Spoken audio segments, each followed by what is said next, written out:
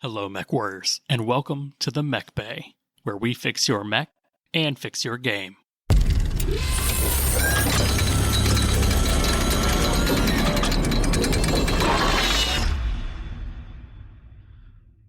What's going on, Mechwarriors? I'm your host, Josh. I've got my co-host, Loremaster Denim. Howdy, howdy. And Steve, the man who torso twisted so hard he threw out his back.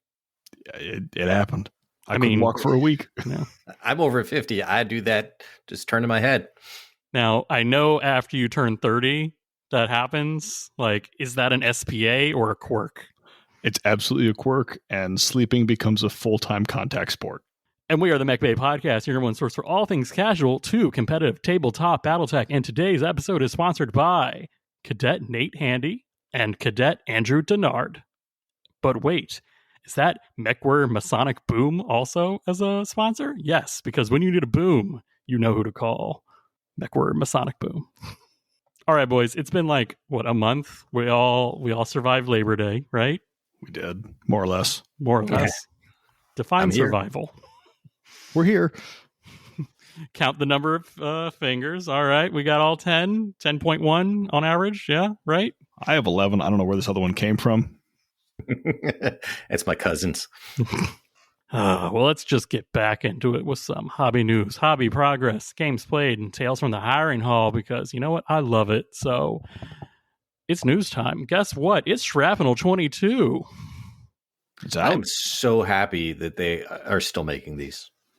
I do really like the shrapnels. They're fun little romps in the Battletech lore without...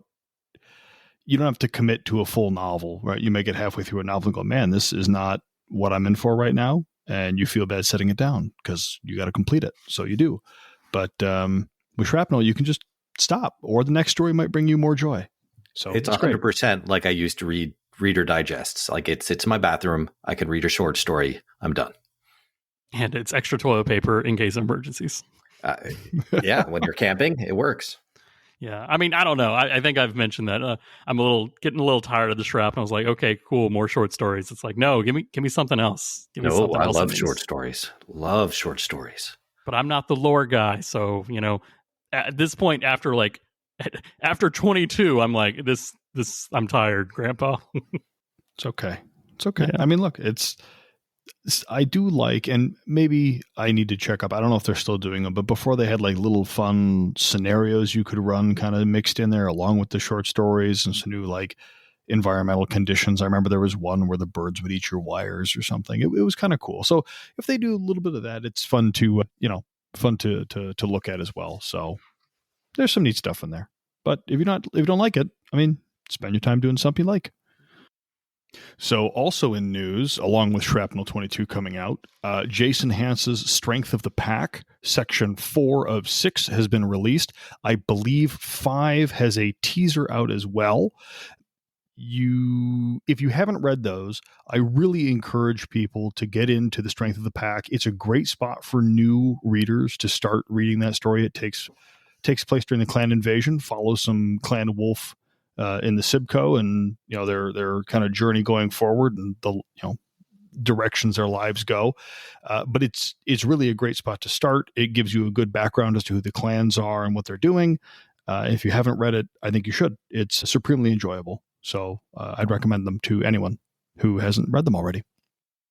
These were stretch goals for like the Clan Invasion Kickstarter, like a long time ago, right? Correct. Yes. Those were stretch goals. Are now finally coming out. Jason wrote them a while ago. I think they're just kind of pacing the release schedule. So I got to read them. Jason, kind of gave me some insight here, and I really like them. So you should read them. You should go do it right now. Go buy them, please. Well, that's enough paper news. We want to get some metal news. We got, technically, these already came out, but now they're out, and that is the Iron Cheetah L, the Mad Dog C, and the Mad Cat A from Ironwind Metals are now available. So I know we talked about those previously. Now they are out in the world for sale. I think we saw the Iron Cheetah when we were at Ironwind Metals for Brawl in the Bluegrass. I think that's the preliminary model we saw. That was really neat. So now that they're out, that's even cooler. That Mad Cat A, just more things for me to paint. because I got to have 3 of them. You have like 2 already. I do. I do. This is an official one, so got to have them all together. We're going to harass that man until it's painted and base and finally done. It'll be pretty. It will be. But yeah, no, that Iron Cheetah L that was at Iron Winds when we were there for Bluegrass. They were waiting on one piece to finish the master mold kind of thing. So glad to know that they finally got that and are finally producing them and sending them out. I looked on fortressminiaturesandgames.com today, and they are already sold out of that. So Bobby, I'm glad that Bobby has them, but Bobby needs more. Yeah. They're probably already making the second wave or second print run. What do you call it? Second cast, I guess? Yeah. Yeah. Second run, second production run. Second forging. Just for Bobby. I mean, leave it to the clan, logistical output to run out of clan assault mechs when you really need them. But so those are already out. So now we have the new things that are coming and should be coming. The Marauder 2, they've got the 5A, 5B, 6C variant. I want to say that's the jumping, or you can do it as not jumping Are those version. all in the same blister and you get to pick which arms you stick on there, or are those going to be separate blisters? All those Marauder 2s are really just the same beast, ERPBCs. The only difference is the 5A has an LB10, the 5B has a Gauss rifle, and the 6C just has another PBC. So it's not even the arms are different. It's the, dorsal gun. Dorsal gun. I wanted to say spinal mount and torso twister, and I hate them all. I hate them all. And now they're going to break off, but it's all right. It gives people variety, and I do like. I don't know if they're going to do it in this one, but I do appreciate when Iron Winds gives you the sprues to customize whatever variant you're getting. Right, that's kind of fun. Gives you some options. It's like the whole point about the metal model is I can make it what I want. So please give me the options to make it what I want. Yep. Gives me an excuse to pull out my little mini magnets. Yeah. You ran that Marauder 2 before, haven't you, Denim? My brain cells are saying Denim equal Marauder 2 danger. Yeah, I've run that 5A, the one with the LB10X, because LB10X is God. I ran that against you at the very first tournament. That's the place I met you. Oh. Yeah. And it was all downhill ever since. If I had beat that guy just a little harder, I wouldn't have to suffer through this podcast. It's okay. Therapists are standing by. That Mad 2 was super effective. It was. Just sat it on a hill, and I was like, no, what dishonorable combat is this? So anyway, that's the Marauder 2. Then we got the Crusader 7D, and that one's a weird one. That is the Supercharger re-engineered mediums, and I want to say 4 MML3s. Yep, 4 MML3s. I tend to put SRMs and Infernos in there, but it comes standard with LRMs and SRMs. But yeah, that sucker will go up to 10 with its Supercharger. Weird. Yeah, I don't know if I like that. I just ran it this past weekend, and it was fun. I'll think about that one. I'm going to put that on my wish list for maybe. And lastly, for all of the clan players out there, Iron Sparrow Prime and Iron Sparrow A. I'm very excited for this because the Prime has 2 medium improved heavy lasers and 2 AP Gauss rifles, right? So it's just a little guy kind of pew pew. Punches above his weight, yeah. Of course. And the A is just a nightmare full of machine guns. It's got what, 1, 2, 3, 4. It's got like 8 machine guns or something ridiculous, and they're in an array, so you can just rat-a-tat-tat. Sir, we already have a Piranha. Yeah, breaking news: Steve likes a bird mech. Yeah, bird mech. It jumps 10, which is gross. It's only got 7 armor. You can just swat it out of the sky. It's fine. You don't need armor if you jump 10. What, do you use a BSP? That'll put the hurt on it. So how many of these will you be getting, Steve? Probably 1. Well, press F to doubt. Well, I have 2 that I've 3D printed that I really like the what's it called for? The model for. I've already got those painted.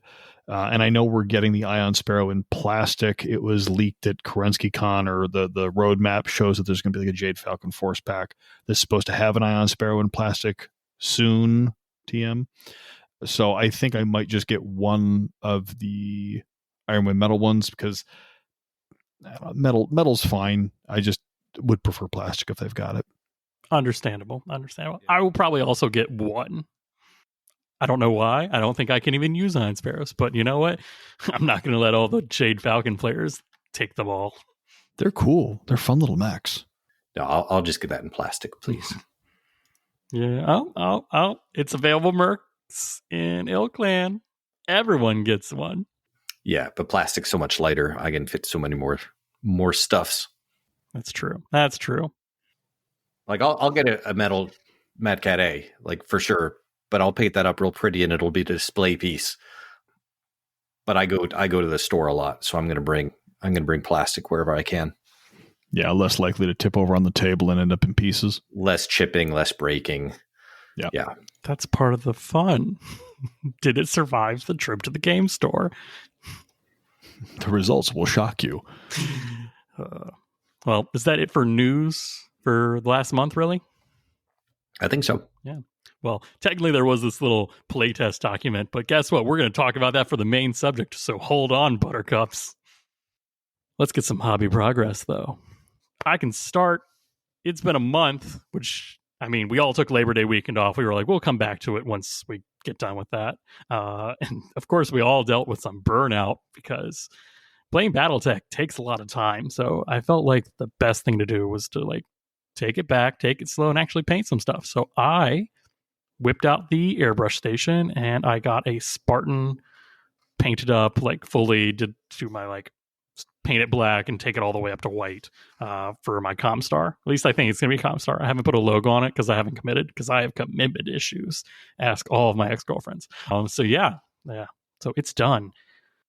Painting white, folks. Don't do it. Don't Friends don't let your friends paint white. Yeah, for reals. Dry brush white. Heavy dry brush white. Yeah. That is actually the key. Like I said, you take it to a light blue and then heavy dry brush white. It works. It looks so much better. I will say I did try doing a little different with the cockpits.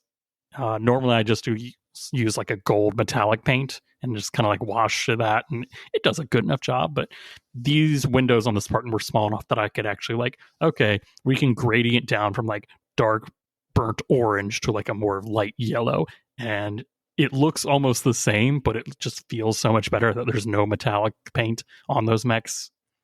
Like, it's not metallic, but it's not metallic. Like, okay, I actually painted the cockpits this time instead of letting the wash do the work kind of thing.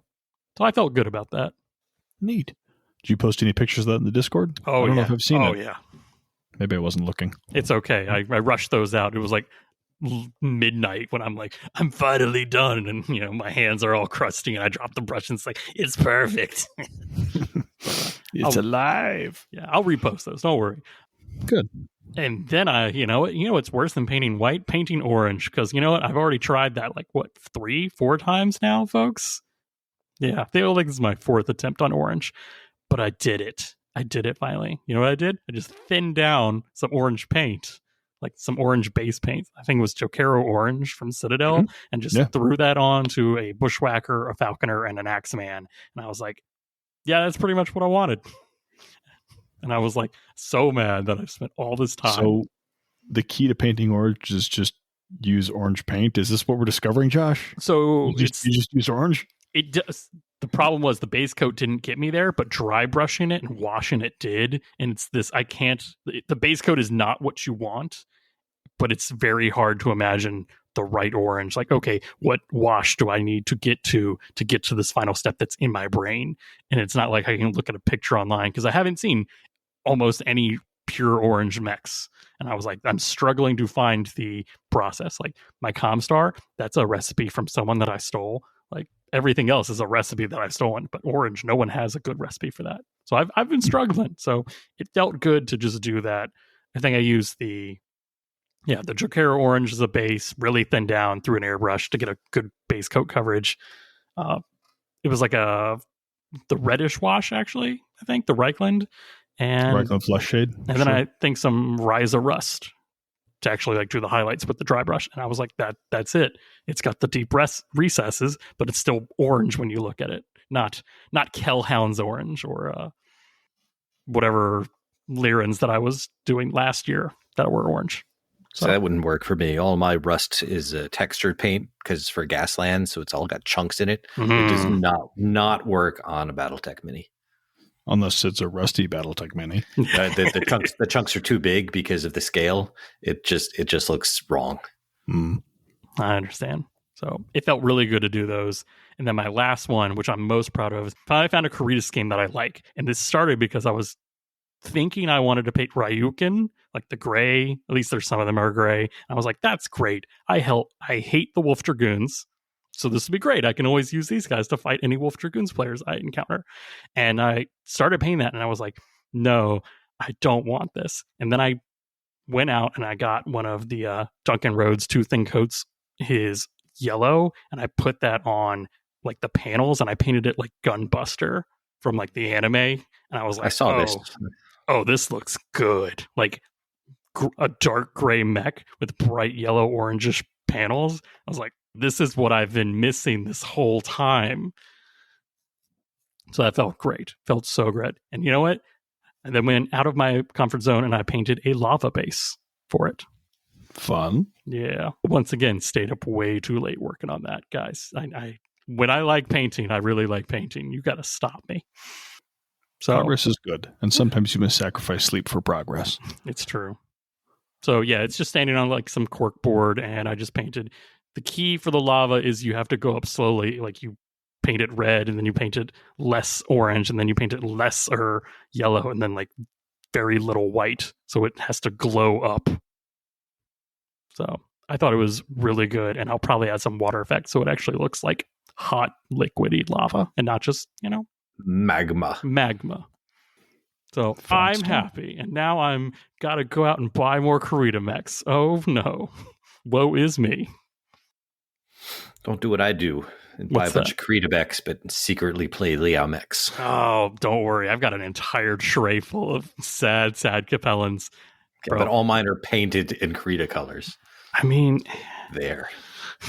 Salvage. Through salvage, all things are possible. There you go. It's the Draconis Combine Liao Alliance. It's a under the table deal. Like keep the Davians occupied. The Alliance, give me your stuff now. Yeah, I like it. Yeah. So I'm happy, and I'll be continuing on with those in the coming months. All right, Steve, how's your month off been treating you? Mixed bag, truthfully.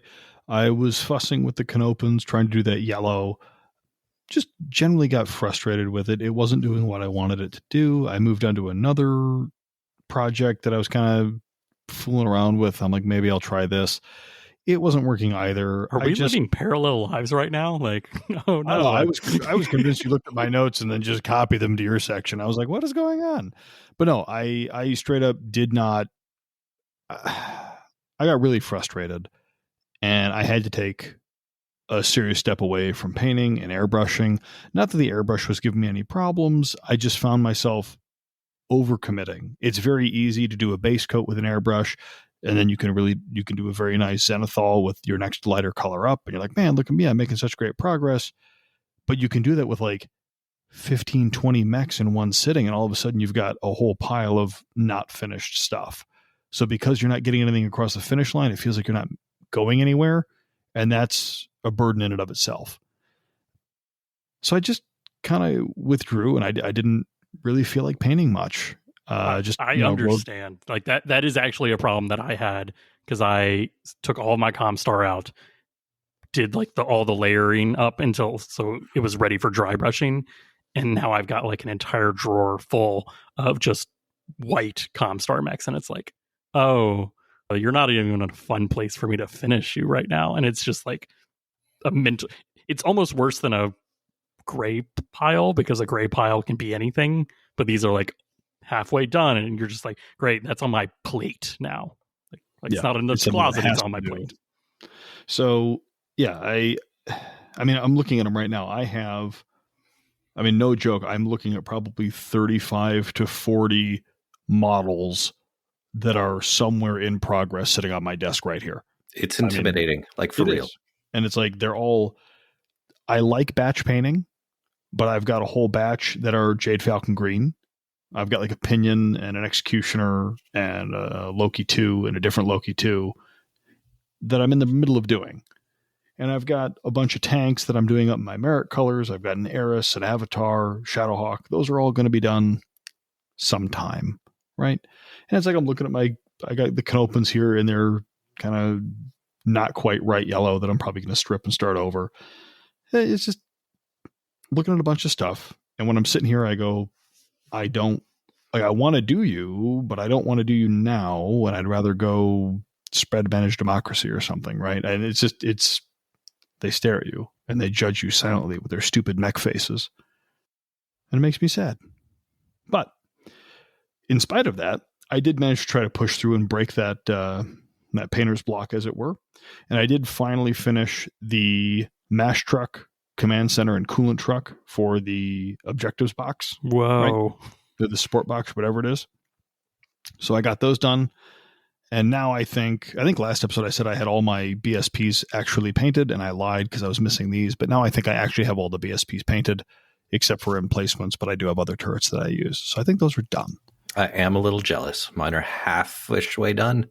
So good job. Yeah, I'm pretty proud. Steve, I'm proud of you. Thank you, Denim. I appreciate that. Yeah, so I did do a little bit of Gaslands because I was trying to find something different to kind of get that spark going again. Someday you're going to play that game. Well, here's the thing, Denim. Joke's on you. I finished painting those barrels that are on the bases of the catwalks. Yeah. So now I think I have to go look at my box, but I'm 95% sure that all my terrain is painted. So now I can crack open that rule book and learn how to play. Start reading. Nice.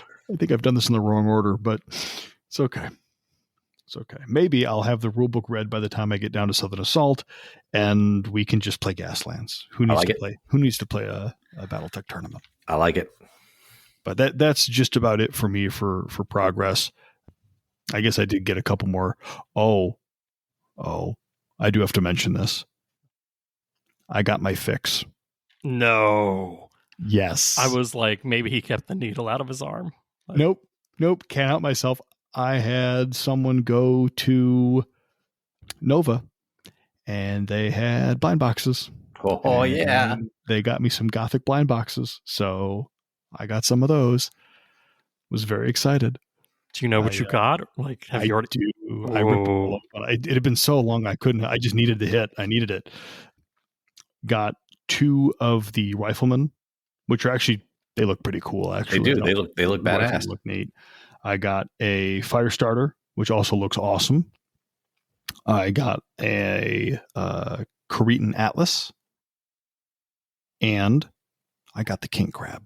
No, okay, good. The king crab it's a beast. It's so cool. The only other one the one I was hoping for in that pile was I would trade a rifleman for a marauder. I'm trying to get one of the marauders, but rumor has it that there are another 5 Gothic blind boxes with my name on them floating around somewhere near Pennsylvania that may be making their way to me.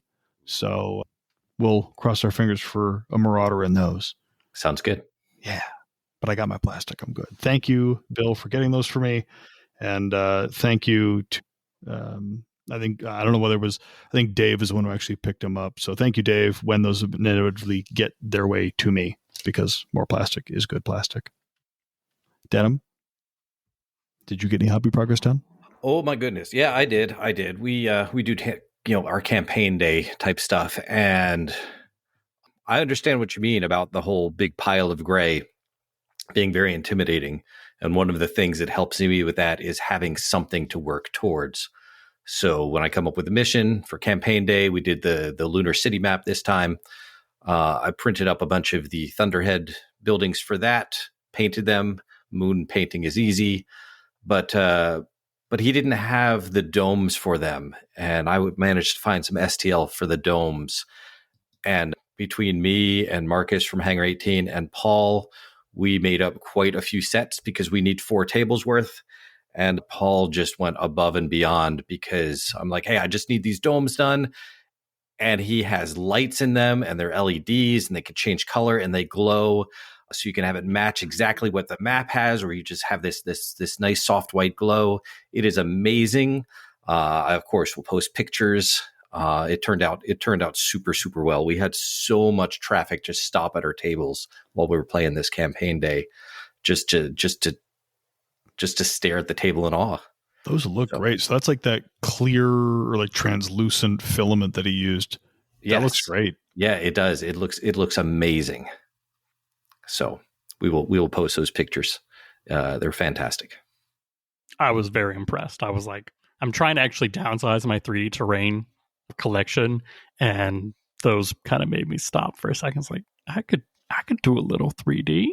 It's nice that I have a hobby store that I can store my stuff in. Yeah, so I just put it in bins and I put it in the back closet, and I'm like just store this for me, Brian. And he does. He's nice. It's probably because you feed him all those Shadowhawks. We'll get to that later.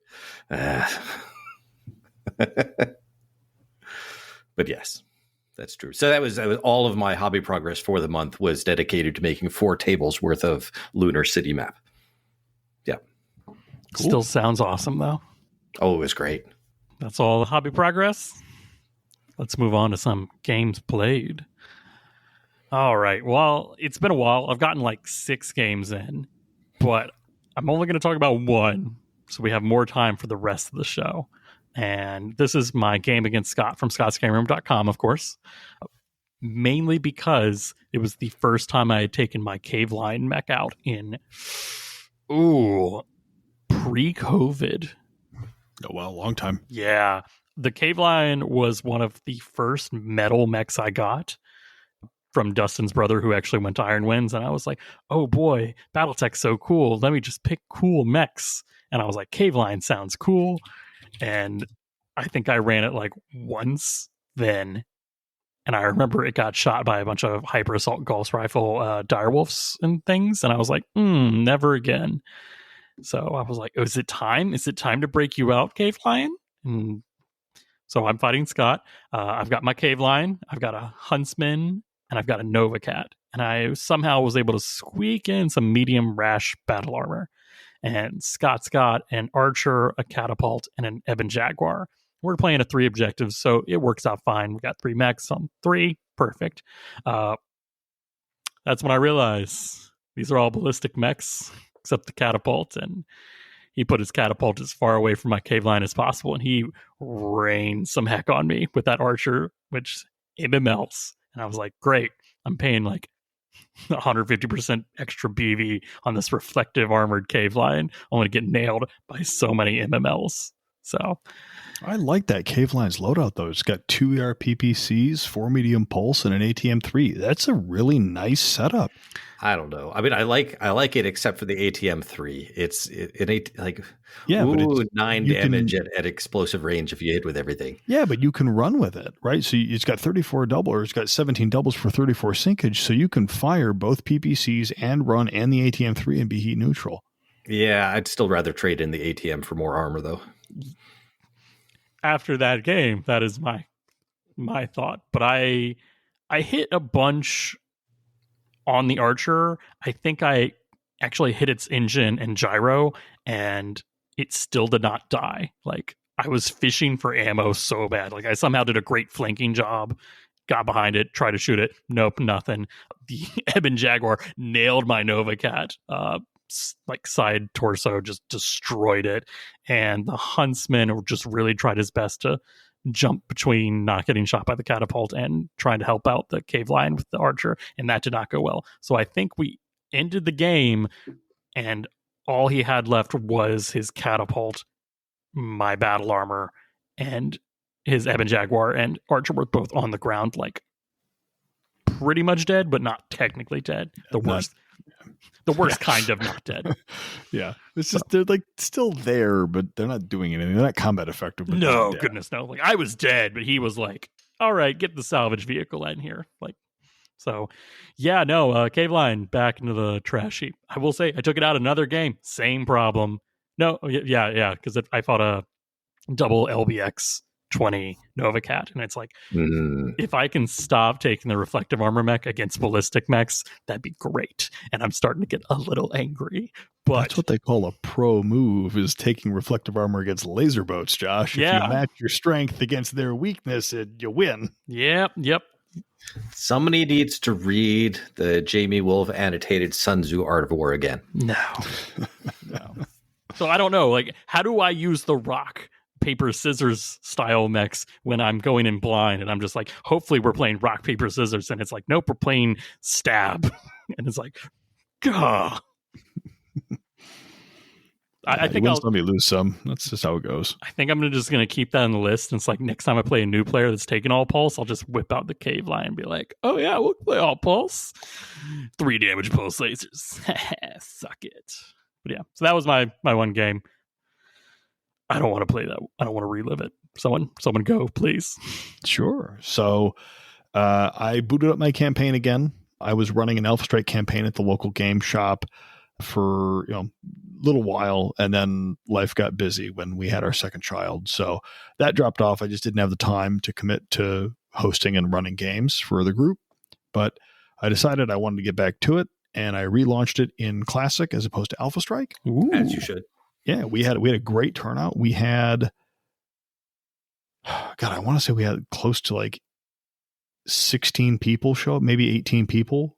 That is amazing for a new campaign. Because we had 3 GMs, and then we had like 4 to 5 players a table. So it's like maybe 16 showed up. Maybe it was 3 at some tables and 4 at another. But still, we had a surprisingly good turnout. And I'm excited because I got to pick up the story where the Alpha Strike campaign left off. So everyone was just kind of rolled back with it. And that felt really good. And then I did get, that was like where I played a GM role. So I got beaten badly, but they were beating pirates and trying to activate satellite uplinks to run a scanning protocol on the planet to locate the pirate stronghold. So they will have to deal with that next mission. But I did get 3 Alpha Strike games in for me. I participated in a local Drafted for War tournament where you draw random mechs and you build your list out of that. And I came in 4th. And I do have to give kudos to Gary. Gary's a buddy of mine who I've kind of started this whole Battletech journey with. And since 2022, 21 maybe, he has never beaten me in a game. And at this tournament, he beat me for the first time. He had a Wraith and he had a Grendel and Shadowhawk and everything that jumped, and I was shooting on 11s, and I'm like, I can't hit anything. You're jumping into woods, and I guess I'll lose. So Wah, Jade Falcon player cries at their own tactics. I had a catapult. I had hoplite. I had, what else did I take? I don't even remember. I took a bunch of 8 movers, right? So they were all slow. They all but you're going to get pulse guys and stuff.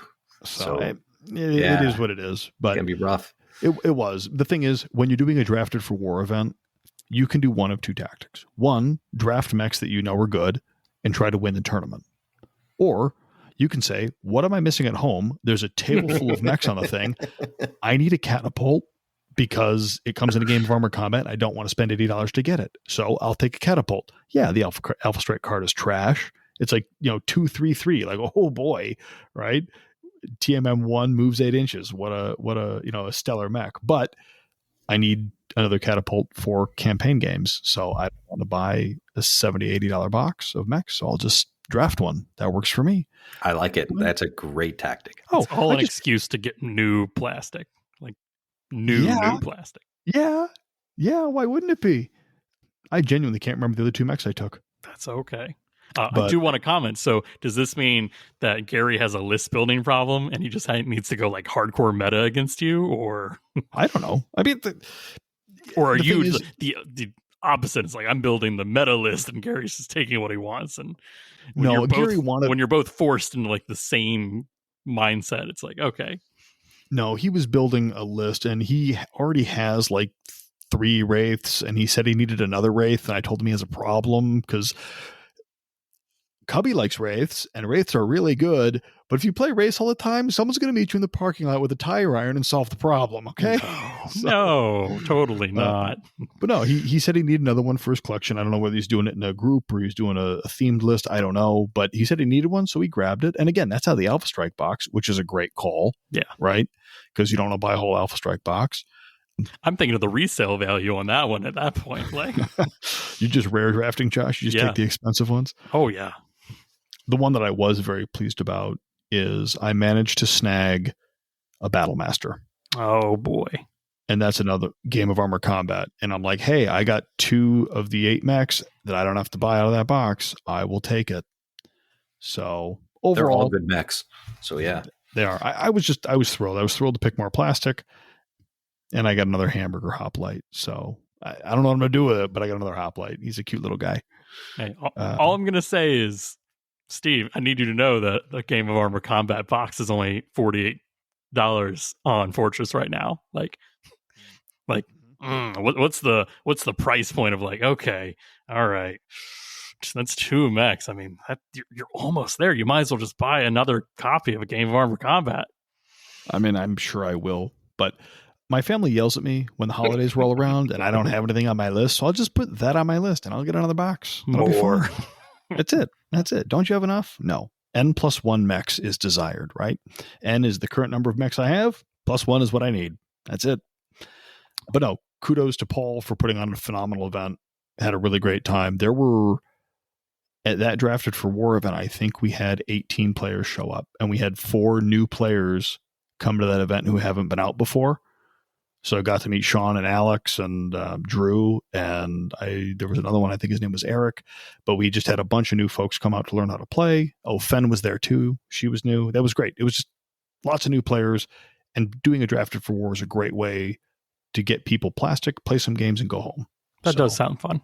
Yeah, it was a riot. I have to roll you back though, Steve. So you said you played Pirates. Now you're walking in on my territory that I played and have left after getting whooped by as them, more so lately. How many rocket launchers did you have in your Pirates? There was one mech that was outloaded with them, and I honest to God can't remember what it was, because I had to make 3 tables worth of Op4, and I had to mix and match between the mechs I had, the mechs a couple other guys had, just to make Op4 lists that were relatively balanced. That's fine. I don't know. I think my go-to rocket launcher mech is that Commando with the rocket launchers. It's cheap. It's fast. It doesn't have to last. It just has to shoot a bunch of rockets. I really like that one. It's a good one, but that's not the one that I ran. What was great about it is I charged an archer that was standing in the back, and I blew open an entire right torso, because the idea was the pirates split their forces and half of them ambush the players on turn 3. Whoa, those pirates be running off the side. Oh, they're smart pirates. And he just ran up to him and just ripped an entire torso off of an archer. But this archer kept kicking, and the poor mech got kicked in the face and then died. So that's what happens. Pirates. Den, what about you? You get some games in? Most of my games this past month were intro games, teaching new people how to play. I got to show off a little bit during one of them, because we're over there playing. I'm teaching them how we're using the beginner box. So it's like the Wolverine versus the Griffin or whatever. No, it's the Vindicator versus Griffin. But the table next to us had 2 people playing, and somebody went into some woods and they were shooting, and they're like, oh, I only need a 5. And then he's like, oh man, never mind. I'm hot. So I need a 6. And I turned to the guy who I'm teaching, who's never played Battletech before. And I'm like, well, that's a bummer. And he said, why? I'm like, well, because he's going to roll a 5. So the guy rolled, and of course it was a 5. Oh no. And he thought, he's like, well, why did he do that? Because he needed a 6. Like, he didn't understand what I said. He's going to roll a 5. He thought that somehow that was a choice because of the way I said it, just the confidence in which I said it. And he rolled, and it was a 5.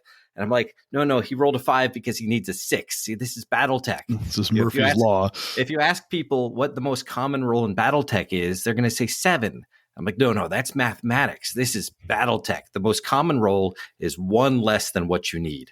That's what you're going to roll. N-1. I love that. But it's just the confidence that, well, he messed up. He's rolling a 5 and he rolls a 5 in the guy's mind. It took a few seconds to click going, huh.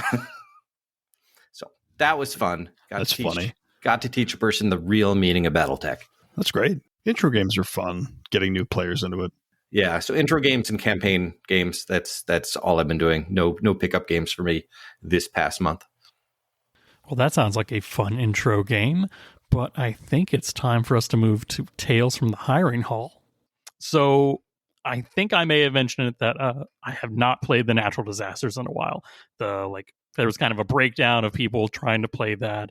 We started running into more SPAs and everything, and it's like wasn't getting as many Hiring Hall games in until Scott from Scott's Game Room decided .com, can't forget the .com. He started a new Merc League, but he rolled everything back to 3057. So it's Mercenaries 3057. No clan techs out yet, and no SPAs. It's literally all just filthy mercs trying to make a buck. Like, we all have scurvy. Do you guys have any thoughts on that? I know we've been playing in the hinterlands for a while. Like, I don't know if I'm a little tired of seeing Hero Falcons on the buy list, but I love that, truthfully, because Clan Invasion is like my favorite, or Clan Invasion and Civil War are probably my favorite eras to be in. So doing a Merc campaign set in that, I think, would be a lot of fun. You lose some of the weirder, newer tech, the Dark Age stuff, so everything feels a little bit less powerful. Yeah. But I don't like SPAs, so the fact that those have been cut, I think, is a good call. That's what I was going to say, Steve, is I like the tech is fine. I don't mind people playing in eras if it fits their campaign or whatever. I think that's great. But the thing that I was excited about was cutting out the SPAs, because they're not balanced. They're not ready for narrative or tournament play at all. So they're fine for RPGs. So playing a whole campaign that had them in there but now doesn't, I am very curious to see how much smoother the game goes because of that. This is league play where you're still playing a random person, but you're still kind of trying to win. Yeah, so I would consider that a campaign system. Gotcha. That's what I would. Okay. So we are dealing with all of the issues that come with the historical setting of 3057, which is a very restricted choice. Like, our starting mechs had to be on the Mercs master unit list availability. You always say you get LB10Xs, like you win. Yeah, I was like, do I have any good options for weapons? And it's like, not a lot. The other thing is ammo, like all of your alternate ammos. It's like their precision ain't out yet, folks. So we bringing it real back. So I decided to join that, and I made a new company. What are they called? They're called the Solar Flares, because apparently my brain can only think of natural-esque disaster style events. Natural phenomenon that are destructive. And I'm like, yeah. Sounds like a rival band to Gem and the Holograms. I mean, I went through a lot of things and was like, this is the best I got. Maybe they're the founding family of the natural disasters in the 3150s, but who knows? So then my favorite part about these is I get to roll new pilots. I get out my Mechwarrior, second or third edition RPG, and it's got all the D6 for race, and everyone's human, but D6 for education, background. Affiliation is the term they use. Like, what faction are you affiliated with? So I was like, okay, I could do all that, their backstories, and kind of write my own narrative. So I roll. The other thing is we get to start with 3 mechs in our pool, because I think we all determined the starting with 2 is a little... You need a backup. That's what it is. So we have a 4,500 BV pool. We can still only deploy 3,000. So it's just everyone has a spare pilot and a spare mech. And I was like, honestly, that's kind of what we needed. So I agree. I think that's one of those little things that the system, it's a good thing. It's a good thing. I like that. Yeah. Yeah. In the hinterlands, we are running on bare bones. Like, you lose a mech game 1, it's like, hey, you got to hire a mercenary. It's like, but I'm not at that PV limit yet. And it's like, ooh, sorry. So So I'm running with Terran born Darren Wizard Markov. He was an orphan and he got adopted and he became a 0G specialist and then a dropship free trader. And I was like, whoa, this is amazing. And then he enlisted in Comstar/Cop Guard. And guess what? The clan invasion happens and you got to fight on Big Two Kid and things don't go great. Technically, it was an uneventful garrison because you're on a Spartan and you survive Two Kid, you're going to have a lot of resentment. And then a raid went sideways, and guess what? Now he's got a Spartan in 2, and he's looking to pay some sea bills, or make some sea bills, I should say. Darren, looking for some sea bills. No. No, he runs a Spartan. He will be paying his sea bills. I thought the Spartan was cool. It was an excuse to paint one. I did not like that it has 2 bins of SRM2 ammo and 2 bins of AMS ammo and no case. But it's a campaign mech. You never have to pay for ammo on that guy. Like you use those 2 bins until he's dead. That's how that works. What do you mean? You dump one of them. It's like, bro, I got 2 SRM2s and 100 rounds of SRM2 ammo. Yep. That is not good. Like, where's the case to stop that? I'm already Intersphere XL. That is not good. I am not living long. Guess what I did? I dumped a ton of each of them. Game 1. That's cool. And then we've got Catherine Buster Noriko from the Draconis Combine.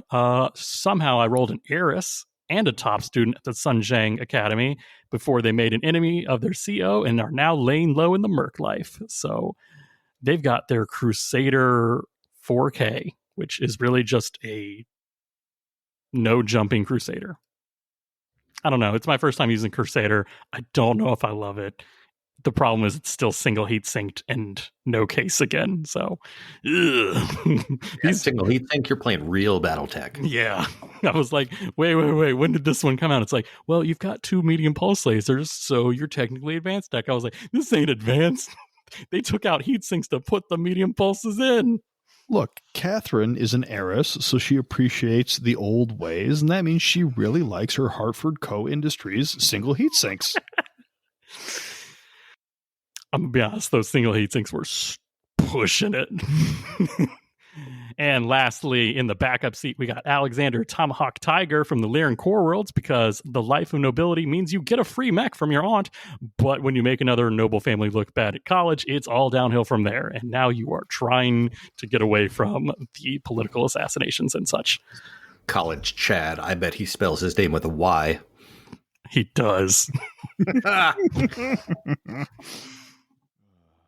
Hey, I had to look up German-American names, and apparently there is an Alexander Tiger who plays football, and I was like, that's a cool name. We're taking that.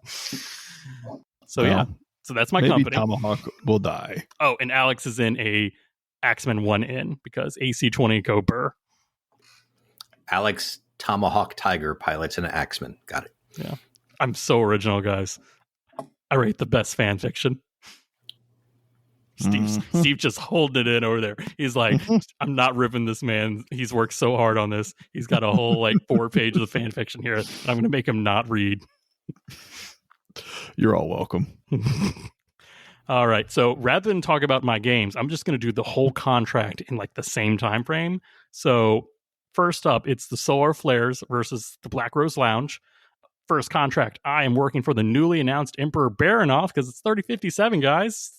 Stealthy Tigers ain't there yet. We gotta fight for Baronov before he's actually there. So baptismal fire on Hall. The initial engagement is against the Black Rose Lounges.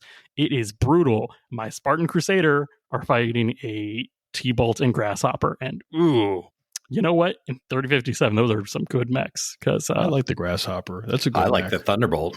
That's also a good mech. Yeah, and y'all are like, I don't like Josh's Spartan or his Crusader.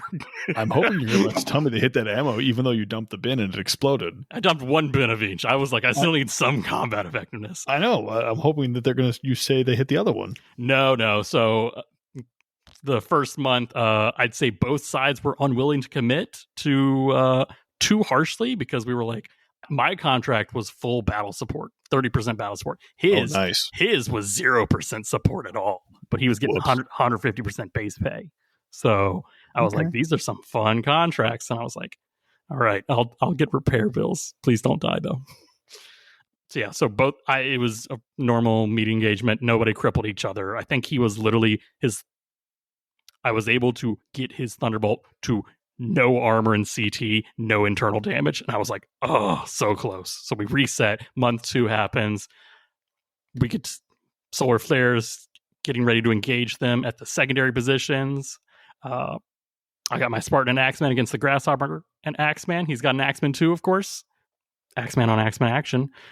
We are attempting to rout against the Black Rose Lounge, and we are fought to a standstill. They hold onto the hill, and they have a Demolisher guarding the canyon on both directions. So I am not willing to push because, bro, a BSP Demolisher still does 2 20-point damage groupings. Sure does. Yeah. You know what I brought? I brought a Bulldog. I thought that was good. Why? Because I thought that was good compared to a Demolisher. Josh. Yeah. No. And I'm gonna back you up just like 1 second. Mm-hmm. Maybe if you had like one more bin of SRM2 ammo in that first game, you could have put that extra damage in that torso. Just saying. Anyway. Bro, that my 3-4 Spartan pilot did no, he fell down like twice. I was like, what's the point? He wanted to take a nap. He did. Yeah, and then the final battle had the solar flares assaulting the McNally Forces HQ under a severe heat advisory. So instead of +2 heat, we had Scott had written the complications as for every 10 heat your heat sinking does, you take 1 heat. So if you only sink 10, you only get +1 heat. If you sink 30, you get +3 heat. So it's a percentage, and I was like, that's pretty cool. I like that. Like, so it's but single heat sinks with heat advisory. Yeah, no, that Crusader sucked. But yeah, so this one went well with an early Black Rose Lounge Thunderbolt falling for good. He had the high ground, and I just unloaded on him with all 3 mechs and took out his side torso. It took a couple turns, but once I had the side torso out, I was like, guess what? That is not there. Side torso armor, and I'm just nailing a CT. And I do actually destroy the CT. So no salvage, but that's a downed mech on a no support contract. But we were able to find the McNally HQ. It was the hospital BSP asset and destroy it. So, Yep. It's not Battletech without a war crime. It's not Battletech without destroying a hospital. I will say I did have to throw my own men into a minefield twice so my Spartan could run in there and do some roundhousing on that hospital. So, I will throw my men into a grinder. Do not worry. I got a low light and a highlight, and that's it. My low light is my Spartan bum rushed a BSP LRM carrier game 1, and that's when I learned Mech AMS does not do anything against BSP LRMs because there's no keyword to interact with. AMS is -4. Do they? Yeah, they don't have minimum range either. No. So yeah, I actually got screwed in that. I was like, you don't want to charge an LRM carrier BSP. No. Whoops. I did not like that at all. I did not like that my AMS did not protect me at all. I was like, there was no point in this. Yeah, I guess there's no cluster roll either. Yeah. Nope. Oh, weird. I guess I never thought about that. Yeah, so I feel like we need something to fix that like tomorrow because I am so glad that you suffered and I learned from your mistakes. Thank you, Josh. Yeah. So contributions to science are appreciated. I feel like it could just be a footnote in the Hinterlands or like, what is it? Not the Hinterlands, the Mercenaries box set. Like, oh, AMS, if it's not against the thing and it's like subtract 1 IF, I feel like that would be the most appropriate thing. So, but that sucked. Highlight, I got to use semi-guided LRMs for I think the first time in a couple years, if ever. Someone will have to fact check me on that one. But yeah, I loaded up that Crusader with 2 bins of LRM-10 semi-guided, and the Spartan laid down some tag. And you know what? They were only Team M1, but I wasn't letting them have it. Nice. Yeah. I almost had a flashback when you said the word tag because I'm so conditioned to Alpha Strike tag. I'm like, what? Tag? No. But it's okay. I'm this sorry. Is classic tag. Alpha Strike can't hurt us here. So you didn't give me a warning. I was caught unawares. Yeah. So that was my entire contract. Do y'all have any thoughts? Like, Josh, you should never take a Crusader 4K with single heat sinks. Take what you want. They're fun. And the thing is, look, so what? You lose your Crusader. you can, if the pilot survives, you can get a new mech and slot them in. It'll be fine. It's fun. My only advice is if you read the Mercenaries Handbook, then you won't be surprised about LRM carriers not having minimum range or being affected by a tag. So yeah. Read those rule books, people. Why? I only read them when it's convenient. It's true. We're going to end it with, I was able to roll and was able to purchase a mech.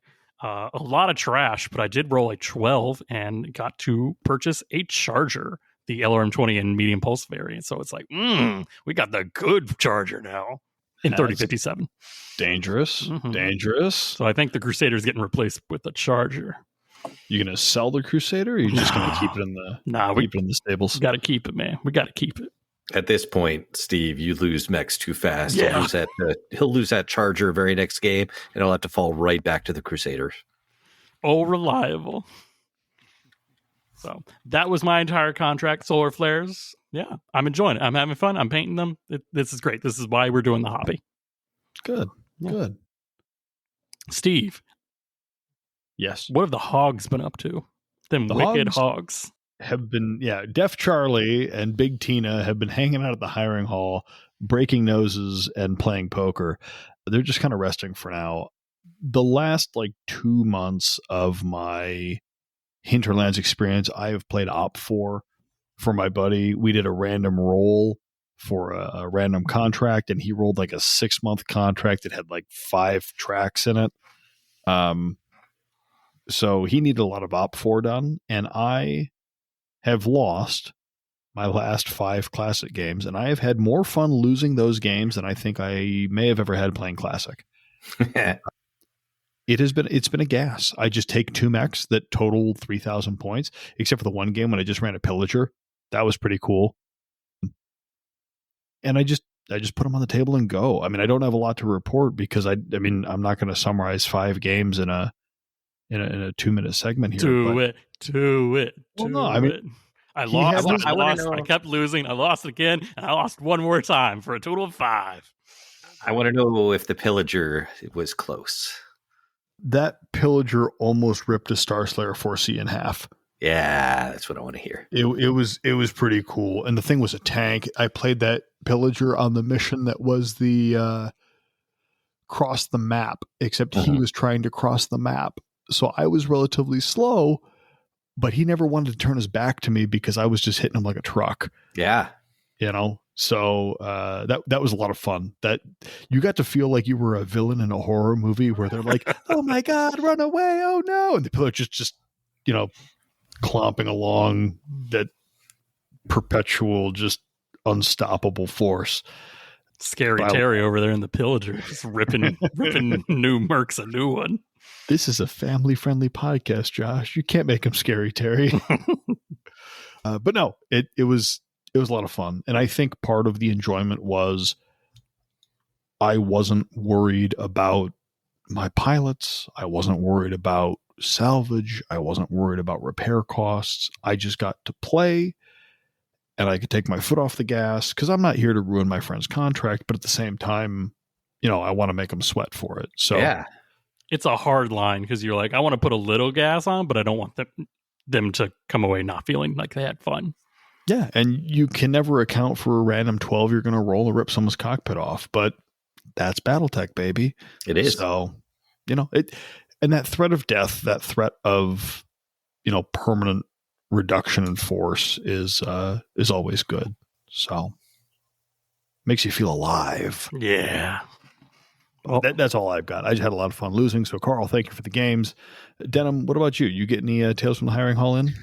I did. My brother, who does not live around here, flew in for a job, and he calls me up and he's like, "Hey, what are you doing tonight? Want to have dinner?" I'm like, "Dude, it's Battletech night. If you want to hang out with me, you better come to the store." And he's like, "Okay." So he showed up, and Brian and Scott from scotsgameroom.com were nice enough to set up a 2v2 Hinterlands campaign. So it was me and my brother Mike against Brian and Scott. So we each took 3,000 BV. So it was 6,000 BV per side, 64 BSP. So it was basically, we each had our own company, our own mercenary unit, but we were playing like so there were two sides. There were 2 people per side, 4 mechs per side. But we were like teams of 2. That's pretty cool. That sounds, what mission did you run? That sounds like a very Battletech thing. It's like your employer has hired multiple people. You'll be working with these people. Like, you don't need to know anything about them, but you're both working to the same objective. It's funny because I name my pilots. Like this was Skyhawk Strikers, one of my my go-to campaign hinterlands mercenary units, and I name them after people I know. It just happened to be that one of my pilots was my brother Mike, and it was in the Spider. And Mike's like, I was going to take a Spider. I'm like, take it, because I will split my forces in half.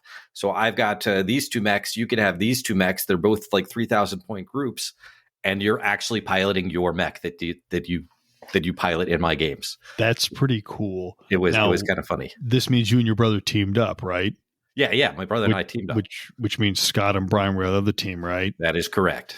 You didn't take a Shadowhawk, did you, Denim? Well, okay. So oh no, Denim, no. We just talked you were going to stop feeding Brian Shadowhawks. We talked about this. Funny you should say that. This was a strike mission. So the objective was to scan the buildings, find out which one was the headquarters, and then destroy the building that was headquarters. You have to scan it first.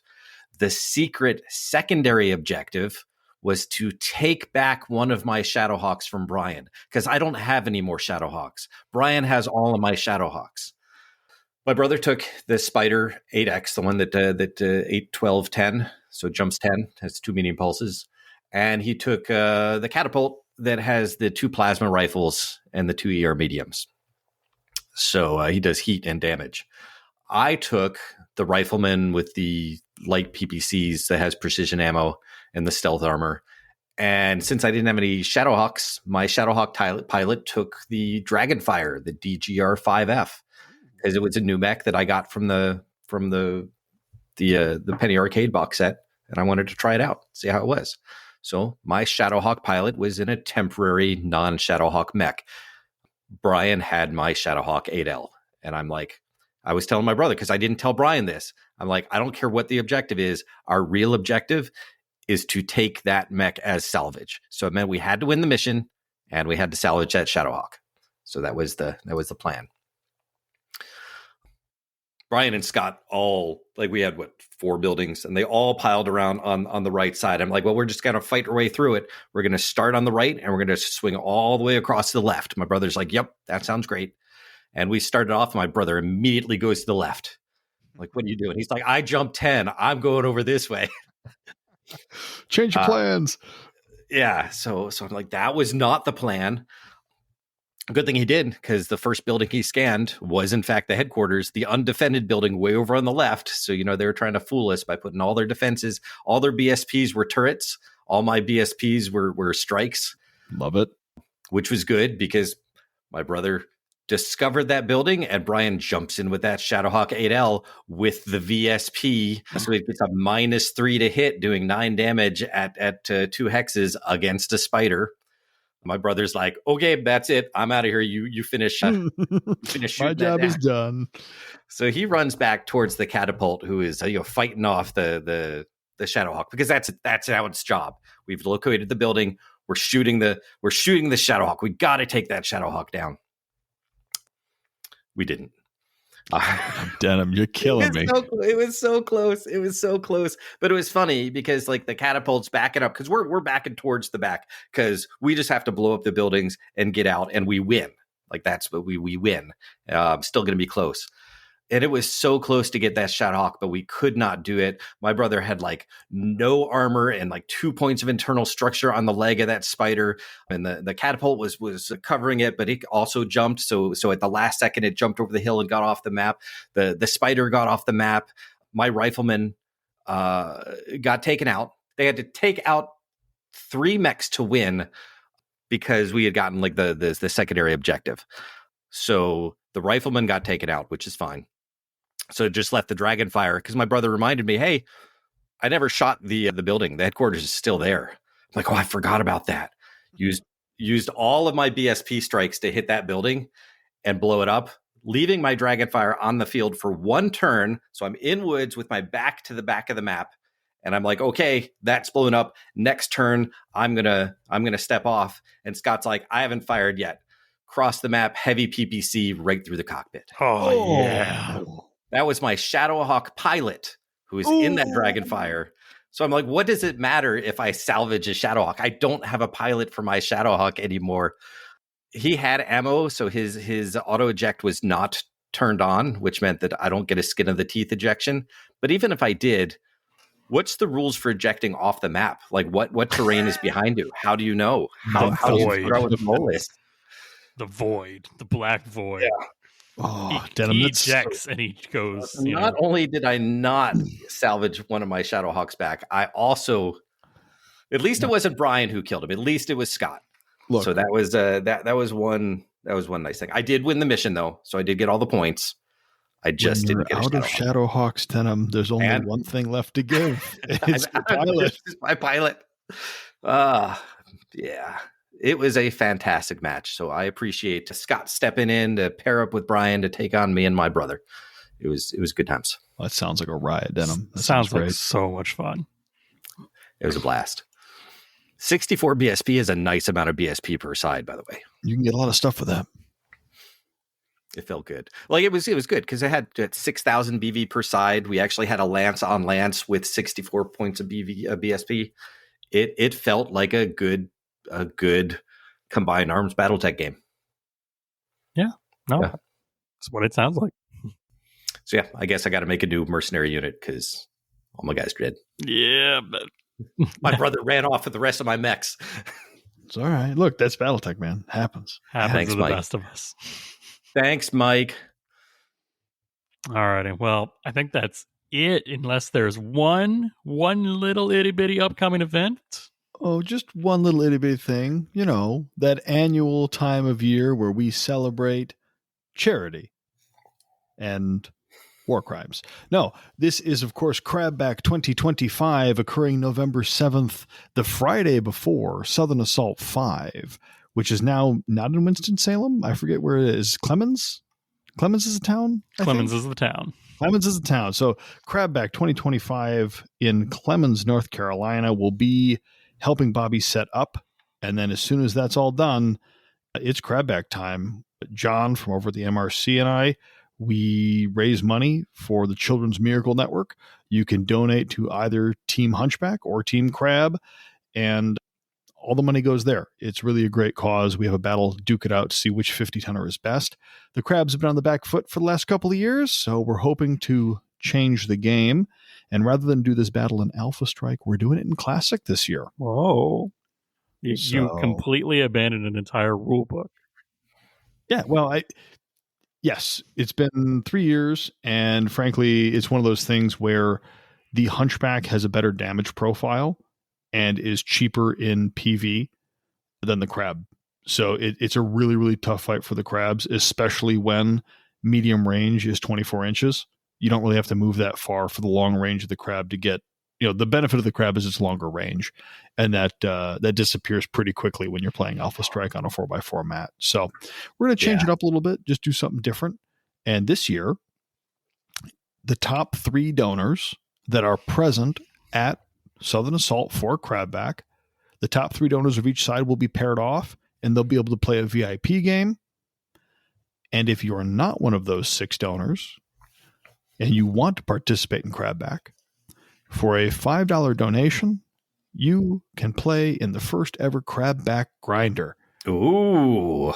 You get to pick your team, Team Crab or Team Hunchback. $5 will get you a mech. You sit down at the table, and for every 6 kills your team gets, you get an edge point. And like it. It's just gonna be fun. We're gonna watch mechs blow up. It's gonna be a really good time. For every $50 raised per team, right? So Team Crab is raising money, Team Hunchback's raising money. For every $50 raised, we get a BSP point. So if we raise, some money, we'll be able to use some airstrikes. We'll kind of change it up a little bit. So it should be a good time. So check it out. The donation link will take you to the main team page where you can select Team Crab or Team Hunchback from there and donate. The description and link will be in the mission notes. And that link is live now? The link will be located in the show notes, and that link is in fact now live as of today. Nice. I got a few questions, Steve. Uh-oh. What NFL team would the Crabs be if they were an NFL team right now? I mean, I am not a sports ball guy, but I have lived in Detroit a real long time.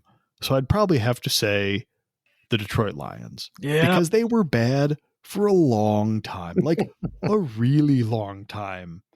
We went 0-16 one year and we had a parade, and the city loved the team because we had a "you suck" parade, and it was great. We all had a good time with it. Right now, Crabs 0-3. We're working on it, but we're hoping that this change in team will net us a couple of hunchback kneecaps. Thank you. Question 2.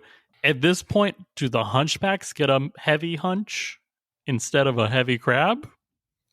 Look, I don't know. I've talked with people. I've tried to argue that, maybe we could put a box together that has like a regent and a hunchback and a Hollander, right? Some kind of combination of medium assault and light. We could do like a hermit crab, a regular crab, and a king crab, and do a nice box. That'd be kind of cool. But yeah, a regent and a hunchback 2C would go a long way. Yeah. I'd be terrified. I would not like that at all. Yeah, because I just realized, there is no heavy hunch either. Y'all both have an evolutionary missing link in the heavy 60 to 80 range.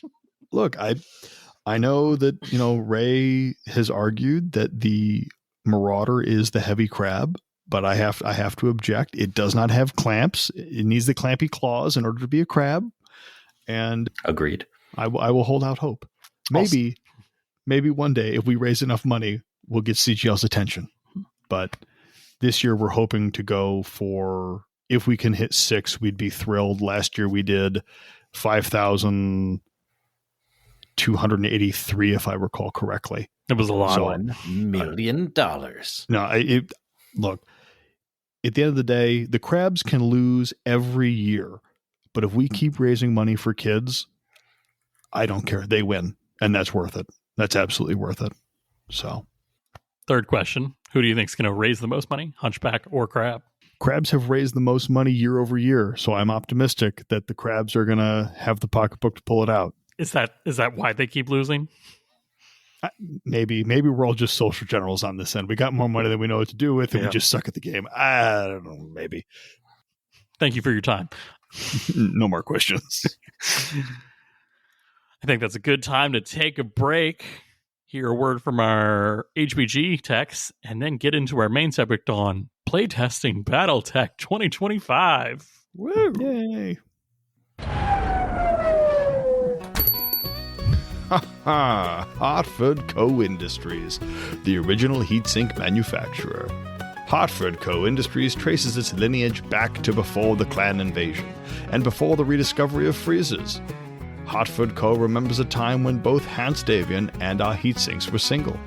Your great-grandfather trusted his life to the skilled engineers at Hartford Co., who for 600 years provided the finest quality single heatsinks a Seville could buy.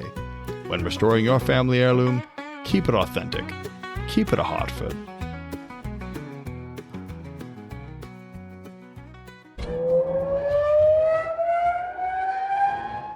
All right, we are back talking about our main subject, which is Battletech playtesting for new rulebook TM 2026 soon, maybe? That's what they say. Yeah.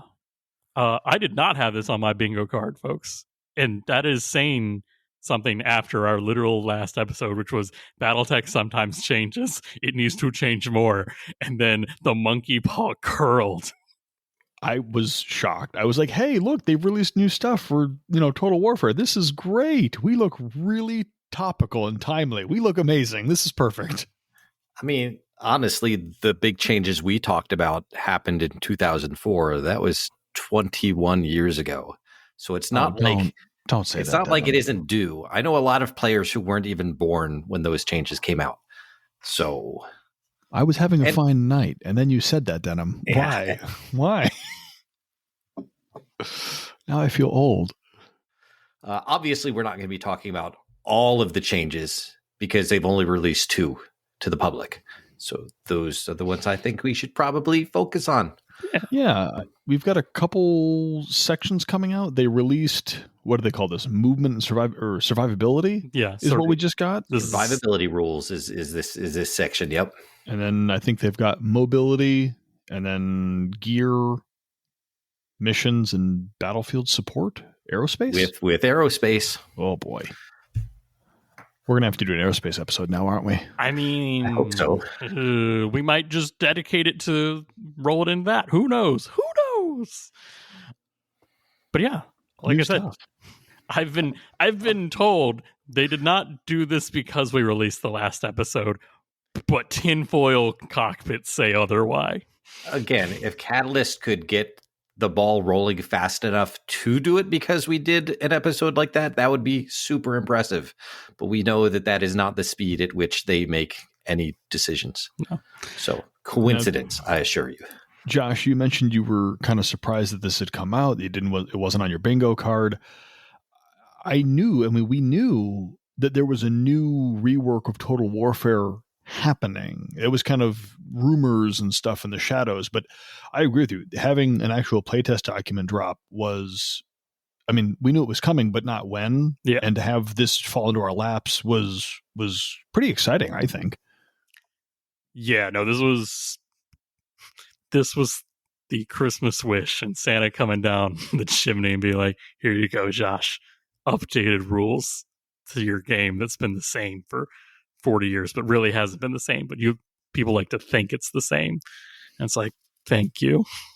So what does this packet actually have in it? So this packet only has two things, and they are a proposed game rules wording, and that is changing how side attacks work and changing how explosion damage cap works. So when you say explosion, you mean like specifically ammo explosion stuff. Ammo explosions. Not explosive damage. Correct. That'd be rough.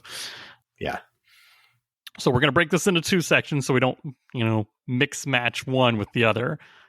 So we want to start with their rewording for how side hit locations work.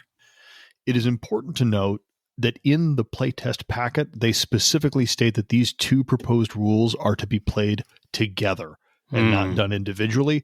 And I suspect, as we will further discuss, that it's because explosion damage caps, along with side hit location changes, is drastically going to change how units survive. Right. Yeah, there is a synergy in this with the changes that they've made. You're going to breach side torso armor more often. You're just going to, and that's where a lot of ammo is. So certain ammo hits are going to happen because there are mechs that only have ammo in one torso. If you have a fast enough mech and you win initiative, you can always be sure that you're going to be hitting that side. So we should probably go over what these changes are and then go into the tactics and thoughts behind this. All right. So proposal one is the side hit location tables, your side arc hit location tables are gone, in the sense of you use the front location table. You can just, if you roll right arm and you're on the left side, you just hit the left arm. Like there is no right arm when you're attacking from the left side arc. So it's deleting those two and using the front, but you can only hit things in that side arc. Right. Because most people have the front rear table memorized. Only like 10% or less have the left right sides. So they're just going to take those out, narrow down the tables from 3 tables to 1 table. And with the rule, if you're on the left side, all the little R's turn to L's. So it's right, instead of right leg, left. So right leg, left leg, it's left leg, left leg. For an example, if I'm standing on the right side and I roll 2, right, that would, or I'm sorry, not 2, it'd have to be a 3, not a 2. If I'm on the right side and I roll a 3, that would be a right arm. But if I also roll an 11, that would also be a right arm. Be a right arm, correct. Yeah. Okay. Weird. I don't know if I love that. And it is going to, I think that one of the reasons why they made this one of the first public facing playtest packets is because this one, because I've read through a lot of the different proposed changes, And this one is probably going to be the most discussed. It is the most polarizing. A lot of people are either going to love this because they've been wanting it to happen this way the whole time, or they're going to hate it because they think that it fundamentally changes how the game works. So this one is a polarizing one. And they did state that out of all of these playtest packets, this one is the most divisive one. Like all the other ones are, please playtest this, but we already kind of know that it needs a change. This one is we can take it, we can leave it, we can only modify it slightly, but it's kind of... they're giving us the most time to do this. Yep. I think the number one reason this hits me so strongly in my first gut reaction, I just spent a ton of time memorizing these left and right hit tables. So I know them all by heart, and it's like, man, I kind of wish I hadn't done the time. And I'm on the other side, Steve, where I spent time to memorize that front rear. I know 4 or 5 of the left-right tables, but that's it. Like I never bothered to memorize those. So this is actually like no skin off my back. Denim, I hate you. This is how I spend more time. I've been playing for over 40 years, and I'm just like, I don't hit the left and right often enough to worry about memorizing those. And that's a good point. Left and right hits don't necessarily come up that much because the left and right arcs are surprisingly narrow. They're going to happen more. Yeah.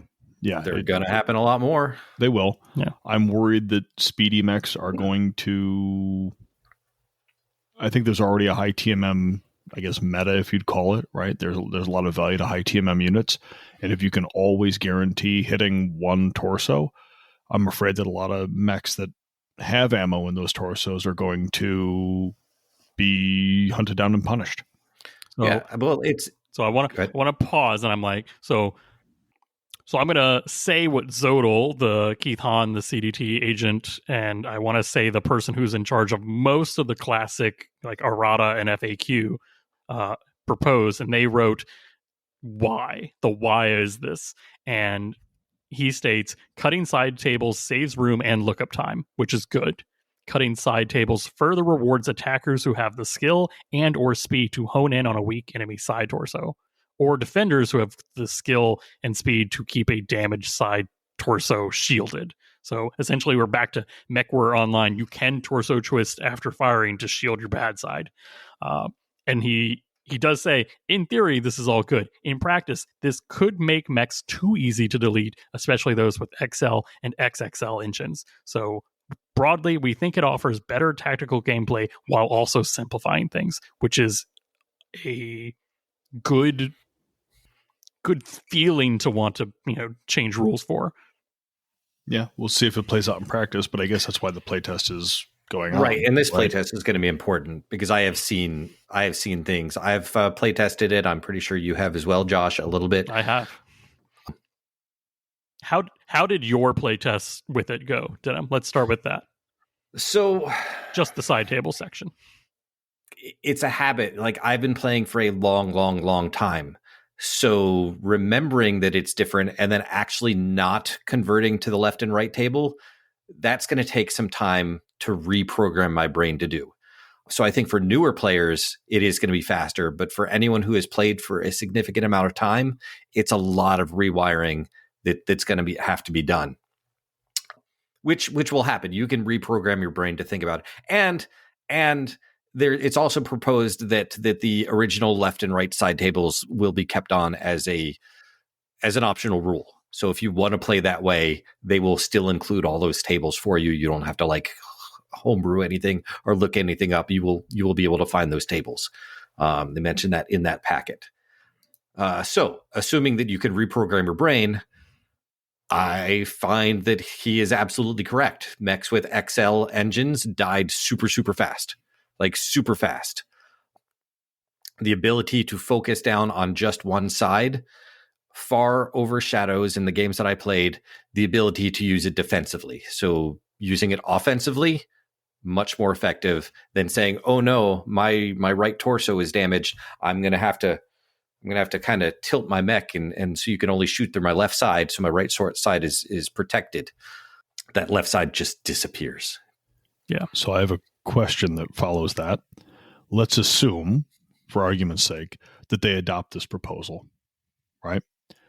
We know that BV3 or 2.5 or whatever it is supposed to be in the works. Does that mean that XL and XXL engines are going to get a BV discount to account for the fact that they're not nearly as durable as they otherwise might be? Like, you realize that in BV2, they already get a discount. It's just, are you asking if they get a bigger discount? I have to assume that they would get a steeper discount in the event that you can easily just run your Firemoth up to one side of them and then eat a torso. Yeah. For us, it was a mongoose, but same thing. Speedy mech that goes really fast, has mask, has 20 plus points of damage potential, and only hits one side. It's the whole mechs with it that jump 7+ and always land on one side and kick that leg. So you know for a fact that you're only going to kick the leg that you're on the side of. Like, it's a tactic, and we see it happen all the time. And now it's done with all your weapons fire. Yeah, that was what I was going to say. It's like, we've already had this for kicking, and that's what made kicking in an arc the most powerful, I want to say, weapon. Is that is the only time you get to direct a weapon fire, and you guarantee in one location. Now this is essentially saying it's 5 locations, that side's leg, that side's arm, that side's torso, that side's center torso, and then the head, if you roll high enough. Even tacks, if they hit, they float and only hit that side now. So, yeah. I had 2 games with these, and out of the 18 turns, side tables came up 4 times, but we were playing, 4-6 and 5-8 mechs. So it's like, we're struggling. We're playing we are slower mechs, but it definitely would have changed. My opponent came in. He would not have lost his Thunderbolt if he had torso twisted it defensively. If he had twisted his mech for me to defensively shoot at his left side, because his right side, he was down the right torso. It was gone already. I had just gotten lucky and drilled it. And now he's like, oh, new Battletech brain say, well, now I should give you my left side. And if I give you only my left side, then that's good. But then he did not. And all my shots went to his right torso, which he did not have. So it went to CT, drilled through his armor, got into structure. It's like, yeah, that was a bunch of right arm and right torso hits that are now hitting the same location. Like the new rules gave you more option to defend against that randomness. Right, because there always used to be some chance that you'd still hit. So if you came in on the left side, on the 9 table, that hits the opposite torso. Mm-hmm. So even though it's a small chance, you still have a chance of hitting the opposite side because, again, you're in a 30-meter hex. Mechs aren't standing straight up and down. They're moving around. They're shooting. They're still twisting. Shots naturally have an opportunity to hit any side of the mech. It's just a smaller opportunity. And now if you're playing it defensively, you have brought it from a small chance to an absolute 0 chance of getting a crossbody shot.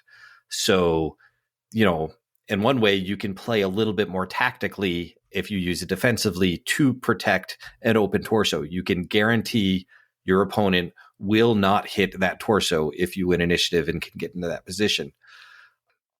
As we've been playing, defensive situations are far, far more rare than offensive situations. Yeah. I mean, the side arcs have always been the neglected redheaded stepchild. Like, I've always considered if they were like vehicle side arcs, this would be more normal. Yep. But when it's like you're only 1 hex angle off from the rear, and now it's what's worse, getting shot in the rear where it's full body, or getting shot in the side where it's side body? It's like, okay, now that's a whole new tactic that's opened up. What is more dangerous? And I want to say this puts it a little bit more on the side table. It's more dangerous. I'm inclined to agree. And I don't know how I feel about that, because I always felt like getting rear shots was like one of the best things you could do, right? Because it had so little armor in the back. And now it's like, do I even really want back shots? Like, I haven't done all the math, but, the odds of hitting the center torso have not changed at all. You still now have the exact same odds of hitting the center torso, whereas on the old the old side tables, you have a smaller chance of hitting the center torso because that only happens on an 8 instead of a 7, and a 7 was the the side that's facing you. Now, the center torso is still a 7, but like the left torso is a much higher percentage of hitting it because it's the right, and it's an 8 and a 6. 8 and 6 both hit the left torso, and a 7 hits the center torso. You're just going to be doing so much more damage to that location. But I guess we have to see how this works out, like as a whole. Like that's why they've got a month.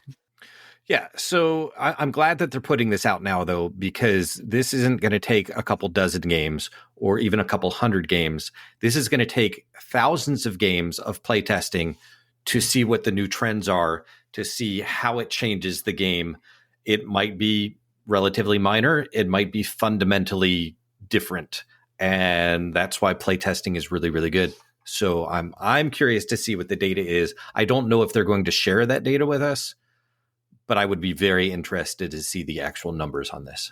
Well, good news is we can see on the playtesting forum, they have a specific website that now the people that are playtesting will share their comments, and they're accepting all feedback, except they're not accepting modified versions of this. It's nope, we want to know if you like this or you don't like this. So yep, not taking any word rephrasing. Yeah, they're not the data. Right, they're not taking this didn't work, but when we changed it to this, it did. They don't want to hear about, well, we changed it to blah. They don't want any of that. They just want solid black or white. Did this work for you? Did this not? Yeah, I will say, part of me thinks the tinfoil lined mech conspiracist says this rule's probably been in a folder for 20, 30 years. This isn't a new thing that someone came up with. I want to say they've thought about this before. They just never had a good opportunity to shove it in there. But that's my I know that they're always looking for ways to compress the tables. That's something that you've heard them say in interviews and everything before. They want fewer tables, easier to get into. They want to take this game and make it more streamlined. A single 2d6 chart is good. 3 2d6 charts is a little rough. So I want to know a few things. What has your local play group's discussion been about this? Positive, negative, or wild? We have no in the middle. We have no gray. We have people who always thought that this should be how it should be, and we have others who think it is the worst change ever. We've got nobody in the middle. Interesting.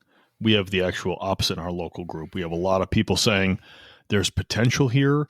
We need to try it out to see, but it's overall been a pretty tepid reception. That people just aren't really sure how to feel about it. To dial it back in even more, the newer players are at our shop are all the ones who are more positive towards it, and anyone who's been playing for more than a decade, those are the ones who are very negative about it. Is that just because change is scary and they can't remember the last time Battletech changed? No idea. No. I know one person, when I brought this up in our local play group, in an 18-turn game, I've used the side table side arcs 4 times. They were like, exactly, so there's no reason to remove them. And I was like, what? I used it 4 times. There's no reason that I have to stop the game and look at a whole different side table chart. And then another person was like, okay, this is core Battletech identity, the side chart. That's what Battletech is. And I was like, okay, all right. So it's weird to see what is a sacred cow kind of thing to a lot of players. It's you can touch anything versus you can't touch anything. It's a little scary that they did start with this because of how polarizing it is, because I think it's going to set the stage in a lot of people's brains of, oh, are these the changes we have to look forward to? And again, I've seen some of these.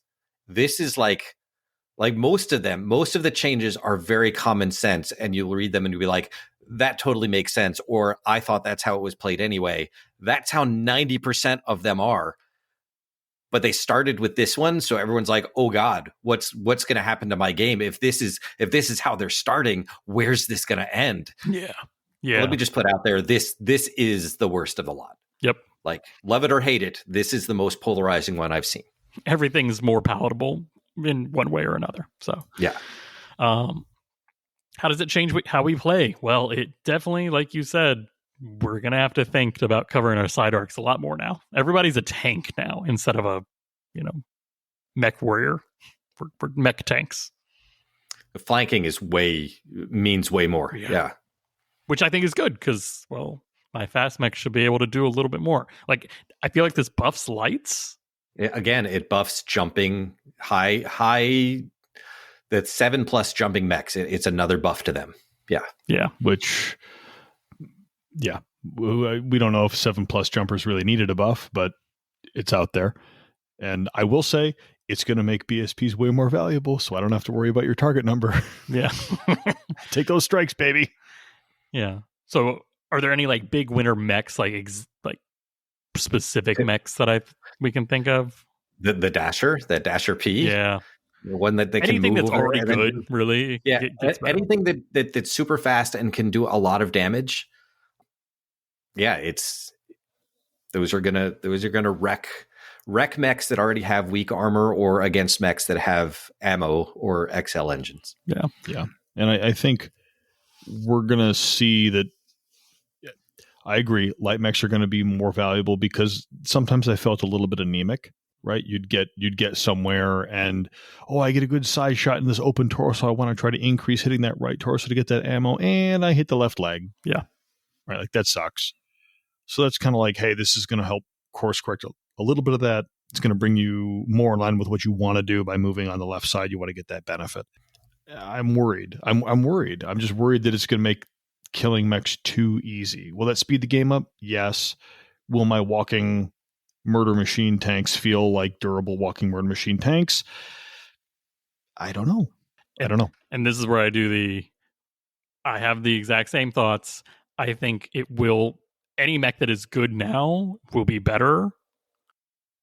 What I want to touch on your point, Steve, is I feel like we got so used to mechs being super survivable that our intro tech games take 4 hours. And I think this is like one of those weird, like, it's a little micro lethality buff. Like, they've said they can't touch record sheets. They're only going to touch like 30 record sheets. 30 out of the thousands and thousands and thousands of official record sheets. 30 of them are going to change it. It's not because of this rule. Yeah.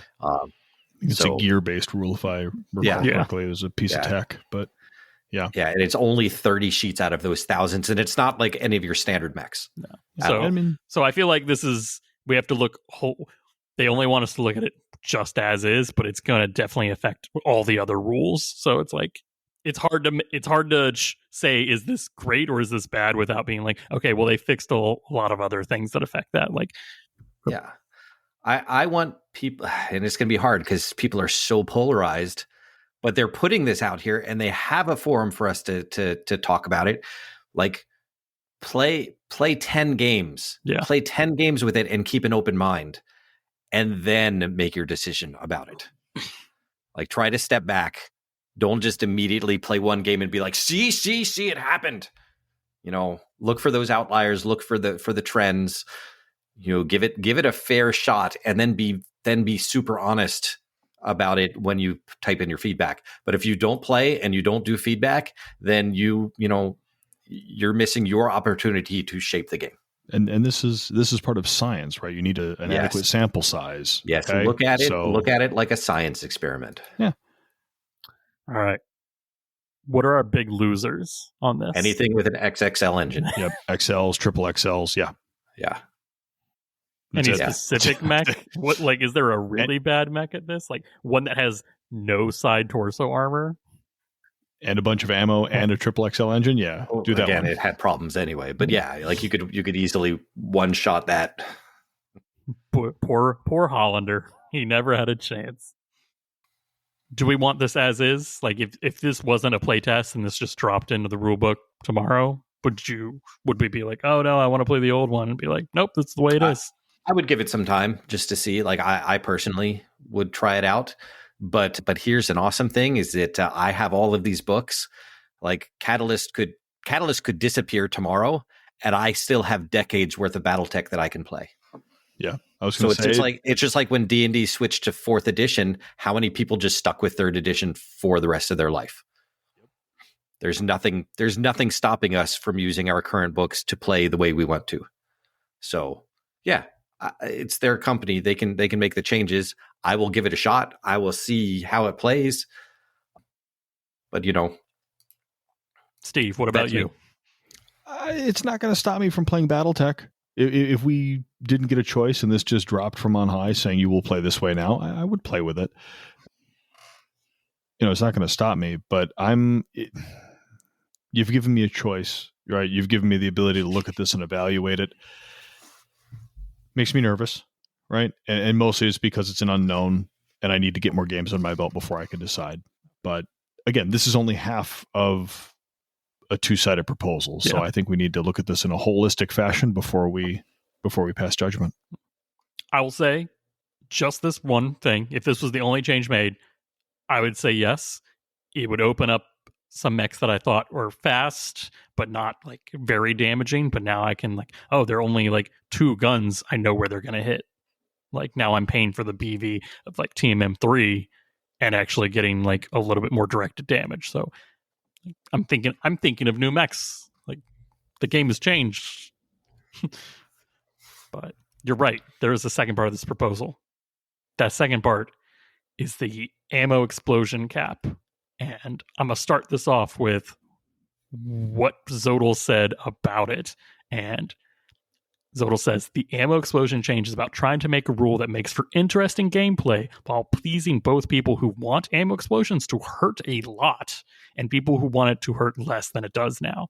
There is no objective correct answer. It is a pure vibes approach to a pure vibes issue. If people like it, we'll change it. If they don't, we'll get rid of it. Yeah, yep. I'm definitely, yeah. And again, for those of you who don't know, Zodal is Keith Hahn, so he is the one that wrote the current Battle Mech manual. He's not just a guy on the forums. No. He's the one that does this stuff for his job. So this is so when we say Zodal, we mean Keith Hahn. So these rules essentially put a cap on ammo explosion damage. Currently, you literally add up all of the damage the ammo bin could do, and that is how much is applied to your mech. That's right. That untouched 200 ammo machine gun ammo does 400 internal points. Yeah, there's a reason why we dump ammo out at every tournament, or we don't take ammo mechs. It's not because we don't like paying for it. It's because it's dangerous. So this makes a standard ammunition explosion deals a maximum of 20 damage. If you have case, it goes to 10 damage, and it still stops with no transfer. So case works. It now, instead of just that side is gone, the case stops it, but there's also a damage number, so it might not even destroy the side torso. And then with case 2, it deals 1 damage, and then it does normal case 2 weird stuff. Yeah, so like no case, 20 points destroys any torso of any mech except for 100-ton assault. Yeah. So like I know that there's 100-ton assaults that I think have 21 in the torso locations. So essentially, mechs can survive a side torso ammo explosion now, but they just don't die by CT. Like it doesn't completely destroy the mech, which I think is a good intent. Okay, so how does an ammo explosion work if ammo is in the arm, Denim? If ammo is in the arm, then it explodes for its amount of damage and all of the armor falls off. Okay. And I don't think there's any mechs that have more than 20 arm structure, because ammo explosions do structure damage first. Like it's internal. There's no, you starting at the armor, you always start in the structure. So right. But that also accounts with case 1, with just original case. Same thing. All the armor just falls off. Yep. But now you're only doing 10 damage. So I think some mechs. There are mechs with arms that have more than 10 internal structure. Yeah. So those you can still have a limb even after an ammo explosion. It just doesn't have any armor left. Okay. Side torso, no case. If there's no case, you're gonna take 20 points of damage internal. if for some miracle you have any internal structure left, all the rear armor falls off. Okay. Now with case, it does 10, and most mechs, I want to say most, like, even mediums have more than 10 structure in the side torsos. Yeah. So then, yeah, same thing. The takes 10 points of internal, and the armor on that location, the rear armor on that location falls off if it's a torso, or all of the armor falls off if it's a limb. And the damage doesn't transfer. And the damage doesn't transfer, correct. On regular no case, the ammo transfers, the damage transfers. So if it's a torso that has 15 left, then 5 go into the center torso. Center torso internal structure. Yes, just like normal. So, okay. And case 2 is, at least my brain shut down, had a reboot on case 2. And I already struggle with case 2. Case 2 was difficult, and this does modify some of the case 2. So the ammo explosion only does 1 point of internal damage. Kind of like It normal. does 1 point, like normal. If it's a limb, I'm going to read this right off of the document. So I know it's going to be wordy. This is not my words. This is the words from the document. So take it for what you will. If the location with case 2 is a limb, after an explosion there, remove all remaining armor in the location or half the location's total original armor, round up, whichever is less. So super clear, concise, easy to follow. So you either lose your armor or you take half armor, whichever screws you more. Yeah. Okay. Side torso. Oh, no, whichever screws you less. Oh, okay. It's whichever is less. Okay. So you really could just say take half your armor. Yeah, I was like, if you just say take half your original armor, you're set for all those situations. Yeah, I didn't want this to be a wish list, but the fact that I didn't understand that until now means yeah. It's wordy. It is still case wordy. Case 2 is already bad, and I think this exacerbates the case 2 word problem. All right, what happens if it's side torso or center torso? You take the one hit, the one damage again. Okay, so you roll to see if you don't get a crit, but all your rear armor goes out like normal? Wait a minute. It says, if case 2 is installed in a location, the explosion damage cap for that location is reduced to 1 point. So it does 1 point of damage. For any critical hits that result from that 1 point, roll a 2d6 again for each one, negate that critical hit on a result of 8+. Apply the effects of any remaining critical hits to the location. Excess critical hits that cannot be applied are discarded. It does not say anything about armor in that situation at all. Then it says if the location with case 2 is a limb, after an explosion, remove half of the armor in that location, half of the original amount of armor, not current armor. I guess it just goes for apparently. No, I guess the rear armor has been rolled into all things now. So, like if enough damage is dealt to the location when struck, but that location was not destroyed by the damage, I feel like that's just applies to all now. So all armor. That's true. It says that's just under explosion damage. So case 2 does not have a special rear armor say. Yeah. It just works like normal ammo explosion. Rear armor gone. Unless it's an arm, then it does save instead armor. Of all the armor, it's just half the armor. Okay. That needs a little love. I've dealt with a lot of confusing statutes in my time, and that's pretty bad. Yeah. It's bad because I know the rules for case 2 and ammo explosions, and because I know them, reading it right here is still confusing. That's a bad sign. Yeah. That is true. I can tell they're trying to standardize, like case 2 just only does a 1 point ammo explosion. And then it does all the, like, does it crit again and all that? And it's like, do we even need any more of that? Like, if you are doing this, like, damage cap, like, you could just say, like, case 2 does 1 point of damage explosion. That's it. But I don't know. But so I can see why they wanted to put I don't know if we're getting to this part, but I can see why they wanted to put those together in the same packet. Yeah. Because if you can pick which torso you're going to hit more consistently, you're going to get more ammo explosions. So having an ammo explosion be less deadly is one way to mitigate this. But like I said, in the games that I've seen, it normally doesn't even get that far. It does so much damage. The potential, especially with Ill-Clan era mechs, the potential of doing overwhelming amounts of damage to that one torso location tends to just wipe out the mech anyway. So after knowing, like, I've definitely wished, like, hey, I don't want to take ammo mechs. There's a reason why my favorite intro, like when I was getting into Battletech mechs, were the Mongoose, the Black Knight, Lancelot. It's like, oh, does Josh not like ammo from a previous traumatic experience in his first couple of games? No, totally not. He didn't have his mech completely blown out from under him, and now it's energy mech only. So do we think these will change how just these two will change choices? Like, are certain mechs now more available to our brains? Absolutely. Anything with ammo that doesn't have case is now back on the menu because it's not going to be an instant death sentence, right? That's huge. At the same time, this also protects assaults by a lot. It makes them a lot tankier. Yeah. Because one of the best ways to reliably down an assault mech was to fish for crits, get that ammo, and blow it off the map.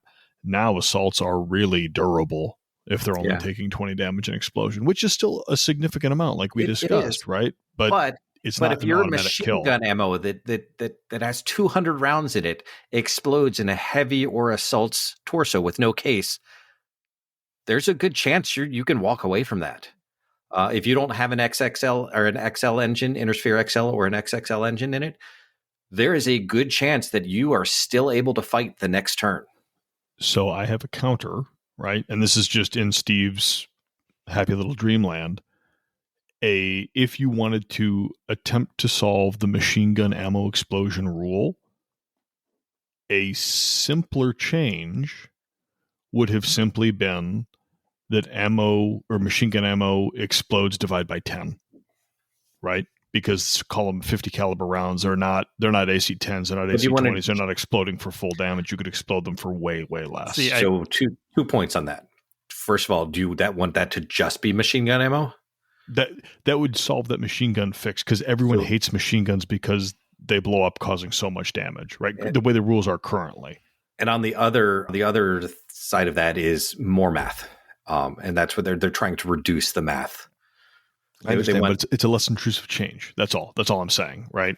One change versus the whole system. I am against them like going and be like, okay, this ammo explosion can do full damage and this ammo explosion can do partial damage. It's like, I appreciate that they're like, nope, we're just capping it. I don't care what you have. If you've got one AC2 round, it still only does a 2 damage point explosion. If you have an AC20 round, it's a 20 point damage explosion. If you have 20 AC20 rounds somehow stuffed into a magical bin, it does 20 point damage explosions. Like, it's just a cap. So I appreciate that this is we are not going to go into all of these and like, oh, your machine gun ammo we're going to treat it differently than all. It's like, nope, all ammo will get the same explosive discount and when we revisit BV or something like that. So yeah, so without case, inside your mech has a reservoir of 20 damage and the rest just is what has blown out the back. Like that is just, it's an explosion follows a path of least resistance. So if it has an escape, like the back armor falling off, it's going to push as much of itself out there as it can. I feel like we're still going to be dumping machine gun ammo. Like, sorry, folks, there's no way to get around that. But now it's like, okay, it's not going to. I played it in a Mercenaries game. I'm playing my Spartan. It has 2 bins of Streak SRM2 ammo and 2 bins of AMS ammo. I do not have case. I chose these mechs going into it knowing if a single ammo is hit, if that Streak 2 is hit, that's 100 points of damage. That goes into my side torso, and then it goes right to my CT, and that destroys the mech, and it's not salvageable. So yeah. So that's not going to change for lights and some mediums like that. This will affect them not at all. It will be the exact same. An ammo explosion happens inside of them. They don't have case. They die. This is mostly the survivability of you're going to have less lucky one-shot ammo crits on heavies and assaults. You get that lucky BB from across the map, hits your ammo bin, and you still have half your weapons. Yeah, so but then the question is that a change that we would like to see? Do we want to see assaults last longer? Do we want to see heavies more durable? It's not last longer. It's lasting past that one lucky golden BB from across the map. That's where I think we're going to see this change a lot more. Because by the time you're in close, you're taking a lot of damage anyway. Once you get that big ammo crit, all it's really giving you a chance is if we're playing mercenary campaign games, you have a chance to eject or retreat off the map. You're not instantly dead. You're, I need to get out of here. But an untouched assault mech from across the map that drastically changes the balance of power on your side if it gets taken out by a lucky crit on turn 1 before like almost anything else is in range. At least you still got half your weapons. You can still snipe from across the map and do stuff. I think it's going to be more than that. I think it's going to be more than a lucky tack from across the map because you're going to take a couple turns to chew through that ammo or chew through that armor. And let's say you get a lucky ammo hit once you get through the armor on a torso, right? Okay, maybe it blows that one torso and maybe 4 or 5 damage flows over into the center torso structure. You might get a center torso hit, but if there's still armor in the center torso, you're still kicking. When normally that would take the mech out. Yeah. Right? I think it's going to make them a lot more durable. If you've combined that with the fact that you can focus down that torso now with a fast mech and get those, because again, they're putting these both out and they're supposed to be played concurrently. You're having one way is a little bit more durable and another way is a bit less durable. So again, super interested to see how people's games look after playing these. Yeah, it's going to have to come out in the data. It makes me nervous because I'm worried about big boys that are going to keep trucking. I mean, see pluses and minuses on both sides for sure. I am very curious how it actually plays out. I'm definitely more positive than you, Steve. I think this makes me feel better about taking assaults with ammo, which I'd say most assaults take ammo. Most of them have like some ammo dependent weapon. Mediums, heavies, lights, they can be energy focused all day, but an assault normally just has an emotional support ballistic or missile weapon. So I feel like that feels good. I know when I talked with Aaron Cahill, Cubby, he mentioned you can still kill a mech in one shot. Like the golden BB will still find the cockpit. It can still, triple engine kill you. Double gyro. Like, we're not getting rid of that. We're just getting rid of the, oops, sorry, I'm punishing you for taking ammo. And don't misunderstand me. I'm not saying that this is bad. I'm just saying, is this a desired result? Right? It makes me nervous because assaults are already very good. But again, right, if we want to make a change, you have to look at how that change is going to impact and what the changed result is going to be, right? That's what we need to look at. So if it's desirable to make assaults more durable, then maybe they live up to their name, and that's fine if that's the desired goal. I think this. That's all. I think this. Let's talk about what are some big winners for this. I know, Jenim, you said assaults specifically. Well, yeah, because lights don't get affected by this. Lights can't take 20 points in any torso and survive. Yeah, they just can't. So, and some mediums can't either. But so it's really just heavies and assaults are the winners on this particular rule, especially if you don't have case at all. Yeah, it makes like intro tech mechs less likely to be destroyed in the first turn or two. That was my thought, and I actually felt like this aligned more with the way I imagined it when I read the lore. I'm like, how are all these? This is my family's ancestral Shadowhawks still around in 3025. It's like, bro, you tell me statistically this thing hasn't had an ammo explosion in 100 years? Like, come on, don't lie to me. So this seems better. Like, vehicles still die with an ammo explosion. Like, they don't get that option. They just go. Mechs now can shrug off a little bit of ammo explosion. They're bigger, they've got more volume, they can throw the explosion around wherever they want. So I feel like this, and now my Inner Sphere XLs don't die if they get a side ammo. And I feel like that's very important for my vibes. Yeah. Again, I need to see this being. We need to play it more. Yeah. We really, really do, because like if it turns out to be really, really unpopular for a small group of people, like we already have people that only play 30-25. This isn't going to change how they play at all, because you can always play with whatever rules you want with a group that agrees with you. Oh, I was going to say like 30-25, I feel like is the most buffed by this. Like their mechs aren't dying by an ammo hit anymore. I was using that as an example of people get set into their own rules. Change, especially in a game like this, doesn't scare me. I'm just happy that they didn't just say this is how the rules are. I'm glad that they're actually having a playtest of potentially thousands of games. Yeah. That makes me feel a whole lot better about all of these proposals, is the fact that we do get to test it first. We do get to see how it actually, because there's no way Catalyst has a playtest group big enough to give us the data that we need. There's no way. They just don't have the numbers. What are some losers from this, though? We talked about it, but is there anything that's worse off from this? I don't think so. No. The losers are the blackjacks, the mechs with the AC2s that like to get their turn one kills. Those are the ones who miss out on this because they don't. Their golden BBs are harder now to actually make meaningful. Yeah, LBX spam becomes less viable with this rule. I'm okay with that. Yeah, that's not necessarily a bad change. Yeah, but they lose, and that makes me happier. They can still kill you with a cockpit hit, and they can still gyro you and all engines. So but they're not. It's just fewer opportunities. They are not destroying the mech. They are killing the pilot, or they are disabling it. So I think things like the Kraken with a whole bunch of stupid AC2s is both better and worse. And it's like, yeah, Steve, you're valid for being a little worried of how that's going to work, because the Bane/Kraken is not a good mech.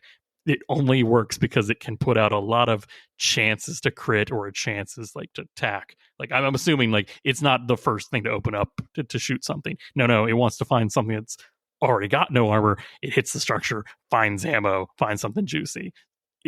Now it's like, okay, cool. I hit that ammo and it you take 10 damage. And it's like, okay, cool. I could have just put a large laser attached to that and done the same thing. Like you've made the ammo explosion not as worth. And I'm like, that's good, because it doesn't punish that player for taking ammo. It sucks for the Kraken player. But I think that in the whole of it, like, yes, there are 5 more play packets coming out, or four additional ones, I should say, and it might change that. So I think just these two, I think, is good. We've upped killiness but also upped durability. So it's like, yeah, the survivability. Things will die faster, but when they die, they will die because we purposely made them die, and not like I found the ammo, but I also destroyed your structure kind of thing. I hit the World War II, like I sank the Bismarck with my, little stupid swordfish and got under your guns and hit the ammo, and everybody's happy. But like, no, I chewed through your structure and it was a brawl. But now the game's over in this like a little less time kind of thing. Yeah, I think it all comes down to this. Mostly the big winners here, I think, are mostly assaults, because these are things that would normally be removed from the battlefield with an ammo explosion. And if you play a lot of assaults, I think you're going to be happy with these rules. If you mainly go up against assaults with mediums and lights, you're going to have a harder time because your big kill condition is now gone. Davian players everywhere are happy because, I was going to say, I predict testing these out, a lot of players are going to be taking a lot more assaults, and we're going to see exactly what that means and how. I wonder if this is going to inadvertently also affect like the BV 2.5 or BV 3 or whatever. I think it has to. If assaults just just become unstoppable juggernauts, then something else needs to be changed for balance purposes. I was there for that discussion, at least when Aaron K. Hall, Cubby, was mentioning that the rules changes have to come before BV changes, because we are not going to change BV to fix the current game and then go right around to write new rules. So we are changing the rules. Makes sense. We are changing the rules to fix the play problems, and then going to change the BV to fix the new problems, kind of thing. Yeah, the balance issues. Yeah, and it's like, get the rules where we want, and then we'll like, okay, well, this is underperforming and this is overperforming. Okay, so now we're going to make assault mechs. Like, if they are a problem with these rules and they go with them, assault mechs will be 10% more expensive. You're paying for structure now instead of like discounted structure. Yeah, whatever. My new campaign mission is, my new mercenary unit's going to be a pillager. A pillager. I've got one. You know what's the dumbest thing though? Stupid mastodons with reinforced structure now can take. No. Yeah. We didn't think about that. And it's funny because this is what makes me so torn about these rules. I really am genuinely on the fence with these, because I like taking autocannons. It's fun to take gunboats and you can just unload on stuff because you have all this. They don't produce any heat, so you can fire a bunch of stuff and do a lot of damage, and it's fun and exciting. And the offside to that is you oftentimes exploded in glorious and horrible ways. But now that's more viable, but at the same time, I am really nervous of that guy who brings, 2 assault mechs and you're spending all day trying to crack the armor. Yeah, you get that you get that lucky ammo crit, and they're like, yeah, so. Yeah. Like, ooh. Sure. Now what? Now they're real scary. I mean, look, I'm only going to say this. How many times did y'all make fun of me for my Centurion getting a Rack 5 ammo bin exploded? It had case, so it stopped the damage from destroying the mech, but I had to literally rebuild it, a full Intersphere XL mech. Like every game I was having to rebuild it. And it's like, cool. Now it still technically dies. I mean, wait a minute. I didn't think this through. Nothing changes. It's still dead. It doesn't though, because if it's got case, it only does 10 internal structure damage. Oh, that's right. That doesn't mean that you lose all of your engine. It's got 12 side structure. So you might end up with like 1 internal structure left, and if you don't roll the right crits, you still have an XL engine. You still get to fight. But things like Venom, you can also run. That's the other. But you get a chance to run. So for these mercenary campaigns, you get a chance to save that mech. Yeah. And I don't want this to be like, oh, this is a mercenaries campaign buff. No, it's but it's like a lot of the playtesting is going to be in the mercenary campaigns, and I think it matters. Yeah. I think you should be thinking about that. My other example is, at Bluegrass, when I took the Templar Tancred, which only has ammo in one side location, it has 5 bins of Rack 5 ammo, but it has case, but it has Intersphere XL. And I got Intersphere XL because, well, they hit my bin. Now I survive with 8 structure in that left. Like, unless the ammo explosion sets off another ammo explosion. Of course. So it's like my mech still has a chance to die. They just have to hit 2 bins now. Yeah. And that's not a bad call. No. And there are a lot of mechs that I've avoided running because they're XL engines, and it feels bad to have one random thing go through and you lose a torso and you lost the mech, and that sucks. So it's not all bad. I do think that it actually does pull the game towards more how the novels feel. Yeah. Like this is how the mechs feel in the stories when they take an ammo explosion. It's rare that the whole thing explodes. Most of the time it just does severe damage, and then they try their best to evacuate or escape or eject, or it sets off multiple ammo explosions. That's the one in the books. Yeah. But it has to set off those multiple ones. It's not just one bin that completely destroys a mech in the books. So it actually kind of aligns this a little bit better. I'm okay with them having to hit 2 ammo bins to kill me instead of just the one. I have a question. Yeah. This is the survivability section. Mm-hmm. It is. Do we think that they're going to make it easier for mechs to stack pull? I hope so. Oh my goodness. We had a campaign day was Saturday, and we had Brian and his mongoose run up behind a stalker with hardened armor, cored him in the center torso through the rear armor, and exploded the stalker. And then we, of course, rolled, got a stack pull. Not only did it completely destroy Brian's mongoose, but the stalker was guarding the objective, and it also blew up the objective, causing Brian's team to win. Play with stack pulls, people. It's exciting. No. It was super exciting. It was so much cheering. It was amazing. I really hope that they make stack pulls. If not easier, please don't make them worse. I like them. They're fun. So this is survivability rules. Next, it's mobility rules. So we've got 2 weeks. So by the time this comes out, this episode, I should say, by the time this episode comes out, we'll have playtested that. We'll continue playtesting these, but then we'll have mobility rules to talk about next time. I'm excited because I know what's coming up.